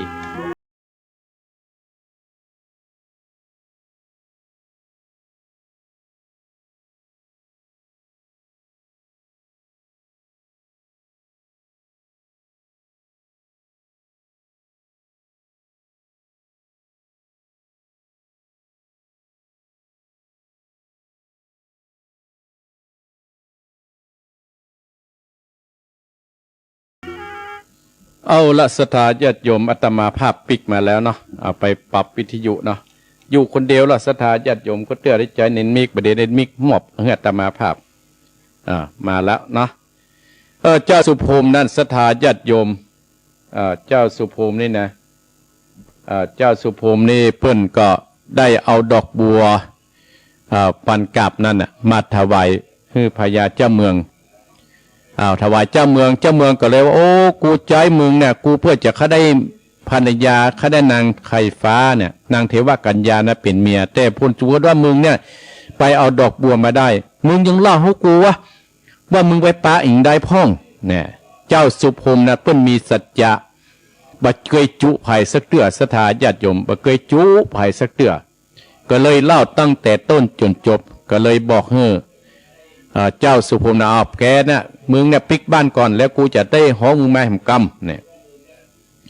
พญาเจ้าเมืองมาตัวละครเนี่ยตั้นตั้งหลายได้ดอกบัวแล้วยังเขาได้เมียเพื่อนอยู่ก็คือใจมีกามตัณหาในใจเขาได้เมียเพื่อนก็เลยออกอุบายว่าเฮาจะได้เอาแกงซ่าอย่างสัก10,000 หม้อค่าจ้างค่างัวค่าควายมากินถ้ามันกินปลาเสี่ยงเขาจะได้เอาเมียมันเรื่องนี้ก็เล่าไปถึงหูของพญาเจ้าเมืองตั้งแต่หลายว่าโอ้เจ้าสุพรมเนี่ยอ้อนกำพร้าเนี่ยไปได้เมียมา3 เมียก่อนนะเมียงามๆล้นๆเรื่องนี้ก็เล่าไปถึงพญาเจ้าเมืองตั้งแต่หลายก็เลยใจอามาตย์ไปโตยหาเจ้าสุพรมเนี่ยว่าเพื่อมากินอาหาร10,000 หม้อกันนะเพื่อจะฆ่างัวเป็น10,000 ตัวถ้าว่าฆ่ากินบะเสี่ยงนี่นะจะต้องตายแน่นอนพญาเจ้าเมืองก็เลยสร้างพ่อครัวในเมืองหั่นกับสถาญาติโยมจัดการสร้างจากการฆ่างัวฆ่าควายฆ่าเป็ดฆ่าไก่แกงถึง10,000 หม้อมีตึงลาบมีถ้ามึงกินมาเสี่ยงนะ1 วันกับ1 คืนเมื่อเช้ามามึงจะต้องตายแน่นอนเพื่อเป็นการเฉลิมฉลองออกอุบายอย่างอี้สถาญาติโยมเจ้าสุพรมได้เงียนกรรมอู้จาของพญาเจ้าเมืองเรียบร้อยแล้วท่านนะปิกไปบ้านไปน่องหัวกระไดโอ้น้ำตาก็ย้อยซิกพ ภรรยาของเปิ้นสี่คนเนี่ยนางเทวกัญญานางจันทภาคาเนี่ยและนางจันกุธิราลูกพญามดงามและลูกสาวพญาเจ้าเมืองก็มาล้มเราถามว่าไอ้ไปเฝ้าพญาเจ้าเมืองเป็นจะได้มันเป็นจะได้เล่าให้ฟังตั้งสี่กัญญาภรรยาเพิ่งสี่คนนางจันทภาคาถือว่าไอ้บ่ต้องกลัวเนอะอาหารมื่นหม้อจินลาบจินซ่านี่นะตึงเสี่ยงแน่นอนแต่ไอ้ต้องทำปฏิบัติตามที่น้องจะบอกเนี่ยไอ้ไปเผียไอ้ก็กินน้อยๆจะไปกินโวยข้ามมืดมาแล้วเขาจะไปช่วยไอ้ให้กินจนเสี่ยงศรัทธาญาติโยมบรรดาญาติโยมว่าคนบุญเนี่ยมันต้องมีตัวช่วยเนาะศรัทธาญาติโยมเนาะมีตัวช่วยญาติโยมทั้งหลายมาถึงวันลูกเมื่อเจ้ามาปกเจ้าสุพรมนี่กับไปในเมืองแล้วก็เข้าไปในครัวโป้โตไปหั่นอาหารมื่นหม้อตั้งแต่หลายติ่มมันเจ้าสุพรมก็แต่งกินกำน้อยคนตั้งหลายที่พ่อหมู่นั่นคนตั้งหลายที่ว่าโอ้ถ้ามึงกินแบบอย่างนี้นะมึงต้องคอขาด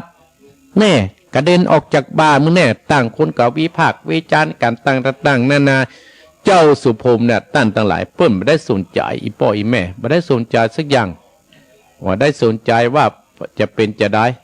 ไม่ได้สนใจว่าจะบัดโต้ล้อบัดโต้เถียงกับใครสักคนอีพ่ออีแม่พี่น้องศรัทธาญาติโยมเฉยจนมืดค่ำอาหารก็ลงไปน้อยเดียวนายหมู่หันหมู่แม่ครัวก็ดีเสนาอามัดในหัวในเวียงหันตั้งห้วยรับกันไปตั้งหลายม้วนเลยรับกันไปงีบรับกันไปในขณะลูกพญายักษ์นั้นก็คือนางชื่อว่าจันทภาคาก็ตั้งจัดจะอธิษฐานยกมือบอกเทวบุตรเทวดาทั้งหลายตั้งกระแสจิตไปหาพ่อที่อยู่เมืองพญานาคเมืองไผ่พ่อพญานาคนั้นก็จะได้ว่าโอ้ลูกมีเรื่องมีราวขนาดนี้ว่าจะมาช่วยเขยก็เลยปากันเหาะขึ้นบนฟ้าตั้งหลายปาก็ขึ้นเหาะขึ้นบนฟ้ามาช่วยเจ้าสุพรมโมฆะกินอาหารจนเสี่ยงหมดดึงหมุนหม้อหันมันรัวรอสักอย่างยอกปุ่มหลามมากินได้นอกล่อโอ้มันชอบกินญาติโยมบรรดาพ่ออุ้ยแม่อุ้ยพ่อครัวแจ้งเจ้ามากับพ่อโอ้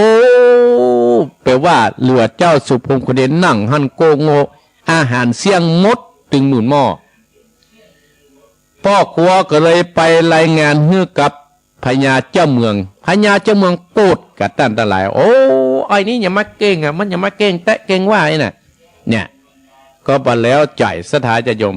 สร้างให้เจ้าสุพรมปิกบ้านก่อนจะปิกบ้านว่าเฮายังบ่แล้วจ่ายเตื้อเนอประเดี๋ยวนี้เฮามีเม็ดงา3กระบุงเนี่ย3เปียดเนี่ยแล้วเฮาจะไปบ้านในแพะในป่าบุ่นแล้วถ้าเจ้าเนี่ยไปเก็บเม็ดงา3มันเต็ม3กระบุงอย่างนี้เนี่ยถ้าบ่เต็มคอเจ้าต้องขาดเทวกัญญากับมเหสีถึง4นางอย่าต้องมาอยู่ในหัวในเวียงเนออย่านะเป็นมเหสีเนี่ยท่านทั้งหลายอีพ่ออีแม่พี่น้องศรัทธาญาติโยมทั้งหลายเจ้าสุพรมโมฆะนั่นน่ะได้ยินได้ฟังญาณก็ตุกใจมาลำพึงก็ว่าโอ้มันยังมาเป็นกรรมมันยังล้ำเรือฮะเกิดมาจัดเนี่ยเฮาเป็นลูกกำพร้าเป็นลูกคนยากจนยังพอพญาเจ้าเมืองยังบอกไว้มันยังมาตุกแตะตุกว่าเนี่ยอาตมาว่าโอ้พญาเจ้าเมืองนี่มาขี้โลภเขาได้สัพพะเขาได้อย่างเนาะเจ้าสุพรมโมฆะก็เลยเตียวปิกบ้านไปประกันนั่งหัวก็ได้เหมือนเก่าอีพ่ออีแม่พี่น้องศรัทธาหมู่เมียเปิ้น4เมียน่ะก็เข้ามาถามว่านางเทวกัญญาจันทะคณากุธิลาและลูกสาวพญานาคก็มาถามว่าอ้ายเป็นจะได้โอ้พญาเจ้าเมืองบัดนี้ในใจอ้ายมาเนอจะมีงา3เปียดเนี่ยแล้วไปจะไปหว่านในแพะในป่าปุ่นแล้วอ้ายเก็บเอามาพุ่นอ้ายจะไปเก็บอย่างใดคือเวลา1 วันเนี่ยคือเวลา1 วัน1 คืนเหมือนกะยะตั้งหลายคือเวลาแบบเนี้ยอีพ่ออีแม่ตั้งหลายอีพ่ออีแม่ถึงนี้ถึงคิวของลูกพญามุดงามคือนางจันทกุธิลาลูกพญามุดงามก็บอกว่าโอ้ไอ้บ่ต้องกลัวเนอะไอ้ทำใจสบายแล้วน้องจะช่วยไอ้เนี่ยตั้งหลายโอ้ผัวหาบเมียก่อนแต่ผั หัวแก้วเมียแสงแตะเนี่ยท่านอาจารย์ตกทุกข์ได้ยากก็มีคนมาช่วยเติมได้เพราะบุญกุศลที่เพิ่นทำไว้จัดปังก่อนถึงได้เมียที่ดีมาอุดหนุนถึงปัจจุบันเนี่ยพญาเจ้าเมืองแกล้งทุกสิ่งทุกอย่างอีพ่ออีแม่ได้แจ้งเจ้ามาพญาเจ้าเมืองเพิ่นเอาไปหวานเรียบร้อยแล้วแจ้งเจ้ามาเจ้าสุพรมก็ได้เอาเปียดเนี่ยไปเก็บเอาเม็ดงาตั้งแต่หลายวันข้ามประมืดละประมืดตื้อมืดตื่อก็ยังได้กึ่งกับบุงกึ่งเปียดอยู่เจ้าสุพรมก็อิดหิวก็เลยอันนี้ถึงนางจันทะกุทิลาลูกสาวพญาเมืองกระตั้งทรงกระจิตสายไปหาตึงป้อพญาเมืองในเมืองป้อพญาเมืองหูทันทีก็เลยปากันมาช่วยเขยท่านทั้งหลายอีป้ออีแม่จึงเตี้ยงคืนมู่พระงามตั้งไล่ก็ล่องไล่มาเก็บเม็ดงาใส่เปียดถึงได้3 เปียดเต้าที่พญาเจ้าเมืองตั้งใจเอาไปพึ่งไปผ่ายอันเจ้าสุพรมโมกขะก็เลยเอาแงน่ะปีกมาที่ตุบน้อยตั้นตั้งหลายทำเรื่องนี้ก็จบตัดตินี่อีป้ออีแม่ยังมาได้เอาไปถวายพญาเจ้าเมืองเตื้ออาตมาภาพอนุโมทนาขอบคุณพิกุลปันทรายที่เข้ามาพออนุโมทนาโยมนวลสลิหินเขียวโยมอัมพรโยมป้าติมแสนเปงอำเภอแม่วางเนิดที่เข้ามาพออนุโมทนาสาธุโดยเนาะเนี่ยพญามาตุรครจะแยะจะได้เมื่อหูว่าเจ้าสุพรมโมคาพลิกมาแล้วไปได้เข้าไปไหว้เตี้ยทำผูกต้นจิบนี่ก็จบตัดนี่ญาติโยมศรัทธาป้าอุ้ยแม่อุ้ยก็ฟังว่าเจ้าสุพรมจะโดนพญาเจ้าเมืองแกล้งอย่างใดอาตมาภาพก็ประสามารถบอกฮือศรัทธาญาติโยมก็ฮือศรัทธาญาติโยมบรรดาป้าอุ้ยแม่อุ้ยป้าออกแม่ออกก็ฟังผูกต้น11ต่อไปเนอะเอาละศรัทธาญาติโยมวันนี้โอ้เพิ่งวันเน็ตใหม่แต่นะของใหม่ประเด็นดีนะศรัทธามันตุ้มหมดดับวะ เดือน400กันนะศรัทธาญาติโยมเนาะเดือน400ได้กั้นเน็ตจากแม่เพนข่าวเตี้ยนี่ก็อย่าเนี่ยจะเอาเป็นกั้นเน็ตเป็นเดือนเนี่ยเดือน400โหกั้นเดือน250อาตมาภาพก็ปวดหัวแล้วนะเอาเดือน400ก็เอาอกเอาใจศรัทธาญาติโยมทำตามที่ท่านพระครูพิวัฒนวิกรมเพิ่นบอกคือว่าเปลี่ยนเฮ็ดเป็นเน็ตอาตมาภาพก็เปลี่ยนตะวานี่เนาะเดือน400เอาละศรัทธาญาติโยมภายจะโทรก็โทรในเวลาที่เหลือนี่20กว่านาที6 โมงอาตมาภาพก็จะไปบิณฑบาตเนอะโอ้โทรมา09ก็60ก็อาตมาภาพผิดนะ0828857225 โทรมาได้เนอะศรัทธาญาติโยมเนอะโทรมาได้เนอะอนุโมทนาสาธุโอ้โยมสระบุรีโยมสระบุรีอนุโมทนาสาธุเนอะขอบคุณนะที่หอมกฐินเนอะโทรมาแล้วโอ้วันนี้คาถา790ศรัทธาญาติโยมวันนี้โทรศัพท์ก็ดีด้วยนะเดี๋ยวอันนี้ไว้นี่ก่อนโทรนี่ไว้นี่ก่อนอันนี้ขึ้นมาช่วงที่2เจริญพรเจ้าท่านโอ้ยังแม่โทรที่ไหนโทรจังไหนห้วยการเจ้าแม่ยังห้วยการสายทองแม่สายทองห้วยการอันฟังอัน90 อันน่ะตู้ตกซักเจ้า97.75ชัดเจนดีวันนี้เจ้าชัดเจนดีเนาะตั้งเจ้าวันนี้พระตัวเองท่านปู่นะเจ้าอนุโมทนาสาธุแม่เนอกำลังใจนะเจ้ากับไว้สาเจ้าสาธุเจ้าเจริญพรแม่สายทองห้วยการเจริญพรเจ้าอยู่ที่ไหนบัวเดือยเจ้าแม่บัวเขียวตาติเจ้าเจ้าฟังกี่โมงนี่มาบอกดูมาบอกอ่อนได้ยินชัดเจนเลยเนาะเจ้าชัดเจนบุญรักษาเนอแม่บัวเขียวเนอเจริญพรแม่บัวเขียวให้อยู่ในที่นอนเจริญพรอาจารย์ครับท่านพระครูครับพ่ออย่างพ่อวินกะครับพ่อวินกันครับเมื่อกี้พระครูจะทำเนี่ยครับได้ยินเนาะครับพ่อวินหางโดงเนาะพ่อวินกันเล็กเลยมันฝังวะกะเบี้ยงหัวเป้ากะครับโอ้เอากันว่าหางโดงเบี้ยงหัวเป้าเนาะกันที่ได้เรื่องเป้ายินดีนะป้อเนอ ครับ เจริญปอนเจริญป้อบินเวียงป่าเป้าเจริญปอนสันกิเลกเจริญปอน ไหว้ชาเจ้าท่านพระครู แม่หยาง อยู่บ้านบวกอำเภอลีไม่รู้ แม่หลงบ้านบวกลีเนาะ จ้ะ โอ้วันนั้นอาตมาไก่ให้มันบวกลีเนี่ยหันโอ้บ้านบวกก่อยมันก็แล้วเนี่ยเลยข้าวบัดข้าวต้มบนเนี่ย มาแล้วว่า อาตมาไปปุ้นไปลีไปเถิน เออ ไปเถินไม่หลงอยู่ตังใดอยู่ตังใดวัด อันของจางลงวัดบ้านบวกกันอ่ะ อ๋อลงวัดบ้านบวกข้างกายไม่หลงเนาะ เจ้ากองน้อยเนาะ น่ากาอาตมาจอดรถพอนี่บ้านวัดไม่บวกมันไปบวกเลยเนาะยินดีไม่หลงเนอะ เจ้า รักษาเจริญปอน ครับผมปชิดเด้อ พ่อชีดไอ้กี้ฮะพ่อชีดไอ้กี้จำผิดพ่อชีดหางดง ครับผม ฟังแต่เจ้านะพ่อเนาะ อยู่ ฮะ ฟังอยู่เด้อ ฟังอยู่เนาะ ใจ ขอบคุณพ่อพิชิตเนอร์ ครับลูกไป3 โมงแล้วนั่งตัดพริกฟังท่านเนี่ย ยินดีพญาเจ้าเมืองยุ่งเนาะ ยุ่งเด้อ ยุ่งแต่ยิงว่าใจบ่ได้ติ๊กเนี่ย ก็ได้ของเพื่อนน่ะ บัดซ้อหาคนเดียวเนาะ แม้ว่า เฮามีแต่บ้านหอนักแก่เนี่ยยุ่งเนี่ยยินดีนะปอนเนอร์ ครับผม เจริญปอนพ่อชิดหางดงเจริญปอนพุตัดพริกอีกหรอ เจ้าท่านพระครูเจ้า อยู่ที่ไหน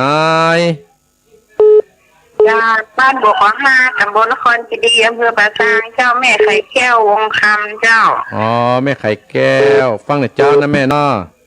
เจ้าทำตั้งแต่3 โมงมาเจ้า บวกก่อห้า เจ้า บุญรักษาแม่เนอร์ เจ้าฟังดันนี้นั่นนะชัดเจนดี อ๋อ เจ้า อันนี้ก็ชัดเจนเนี่ยที่วัดนี่นะชัดเจนแต่เนาะ ชัดเจนสนิทเลย เจริญปอนแม่เนอร์ พร้อมกำลังใจเลยเจ้า ขอบคุณแม่ไข่แก้ว ไม่สากเจ้า เจริญปอน พระครูไม่สากเจ้า นี่พายแม่หยาง เดี๋ยวเจ้า โอ้เจ้โหเม็ดตาแม่ตาหน่อยปะเนาะ เจ้า เจ้โหมฟังกี้มาละ เจ้า ฟัง วันนี้เนาะ ม่วนดีเนาะ เจ้า ยินดีกับแม่ตาเนอ โอ้คุณพี่กันเนาะเจ้าเนาะ บุญรักษาแม่นะ เจ้า เจริญ ไว้ ป สา อก เจ้าน เมตตาเมตตานายแจ้ผมเจริญปอน ไว้สากเจ้าท่าน พาย อันนี้พี่นอนสถานใดเจ้าเจ้า โอ้ด้วยเต่าบ้านอย่างแม่ บ้านเป็น2เจ้า แปลงสองด้วยเต่าแปลงสองปุ้นกันไปหน่อยเนาะ เจ้า แม่ฟังตลอดกะ ดีนะเจ้าฟังตลอดเจ้าจะไปโตวันนี้กว่าจะติดเนาะใส่ อ๋อ โยนโซดกันกันได้ แต่บอ เนาะ ขอโทษด้วยนะแม่ตั้งด้วยเต่านะ คนเฒ่าคนแก่เพิ่นฟังก็บอกไม่ถูกเจ้าท่านก็ได้บอกจ้างได้ก็ฟังเจ้า แม่ตื่นเจ้าเนาะ เจ้า ยินดีแม่เนอ เจ้า เจริญปอนแปลงสองด้วยเต่าเจริญปอน เจ้าไว้สากเจ้าพระครู แม่หยาง ไม่เห็นคมเจ้า แม่บ้านแสนพรมบ้านแสนโทน โอ้ไม่ได้มีประโยชน์หมดท่านจ้ะ น่ากะแสนพรม คนบุญเป็นอย่างนี้เนาะท่าน แน่นะคนบุญเนี่ยพี่น้องแสนพรมเนอะบุญรักษานะอยู่บ้านอยู่เวียงเนี่ย วันนี้อยู่บ้านจะปูหอมวันเนี้ยหอมกินวันเนี้ย บุญรักษาในแม่เนอ เจ้า เจริญปอนเจริญปอนโอ้เวลาไหลมาแล้วเจริญปอน อยากแก่เจ้าท่านพระครูมาเพนเลย ไม่เพนขอบคุณไม่เห็นเนอ จ้าท่านก็ขอบคุณนั้นท่านพระครูเนอะ นะไปขอบคุณอนุโมทนา เจ้ากันติดเนาะ ท่านพระครูนัตดาเจ้า ได้อยู่3,900,000โอ้อยากขี้แสนได้ กับไปอะถ้าเป็นรวมแต่ว่าให้ถึงละ เอานะค ที่หมู่เปิ้นมาแต่ว่าเนาะ เอาให้ได้เนาะ ยินดีนะแม่เนอ จ้า เจริญปอ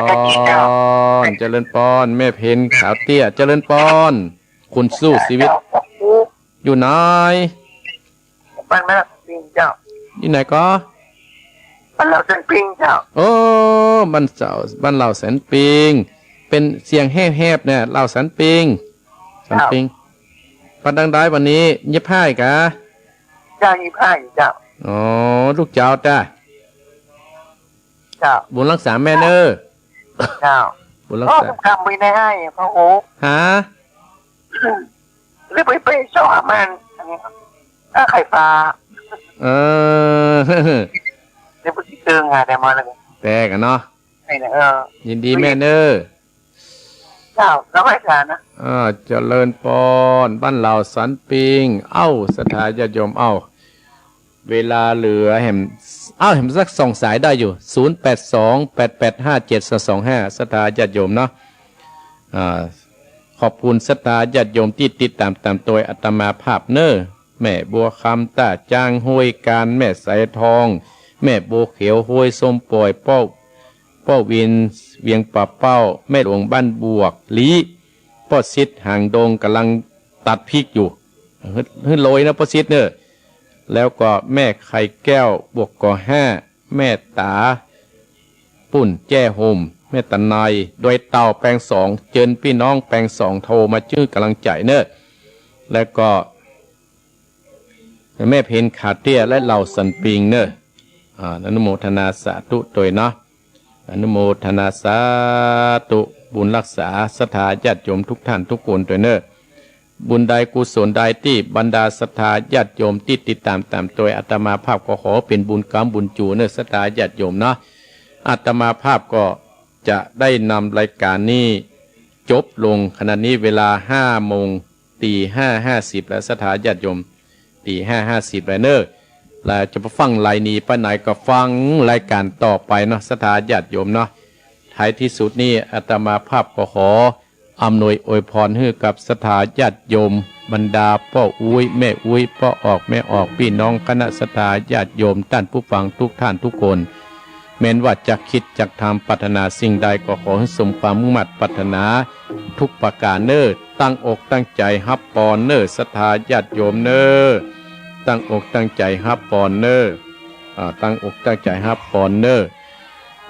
อิชิตังปฏิตันตุมหังคีปะเมวัจมิจันตุสเพปุเรนตุสังกปาจันโตปนะดาโสยตามะนิโสติดาโสยถา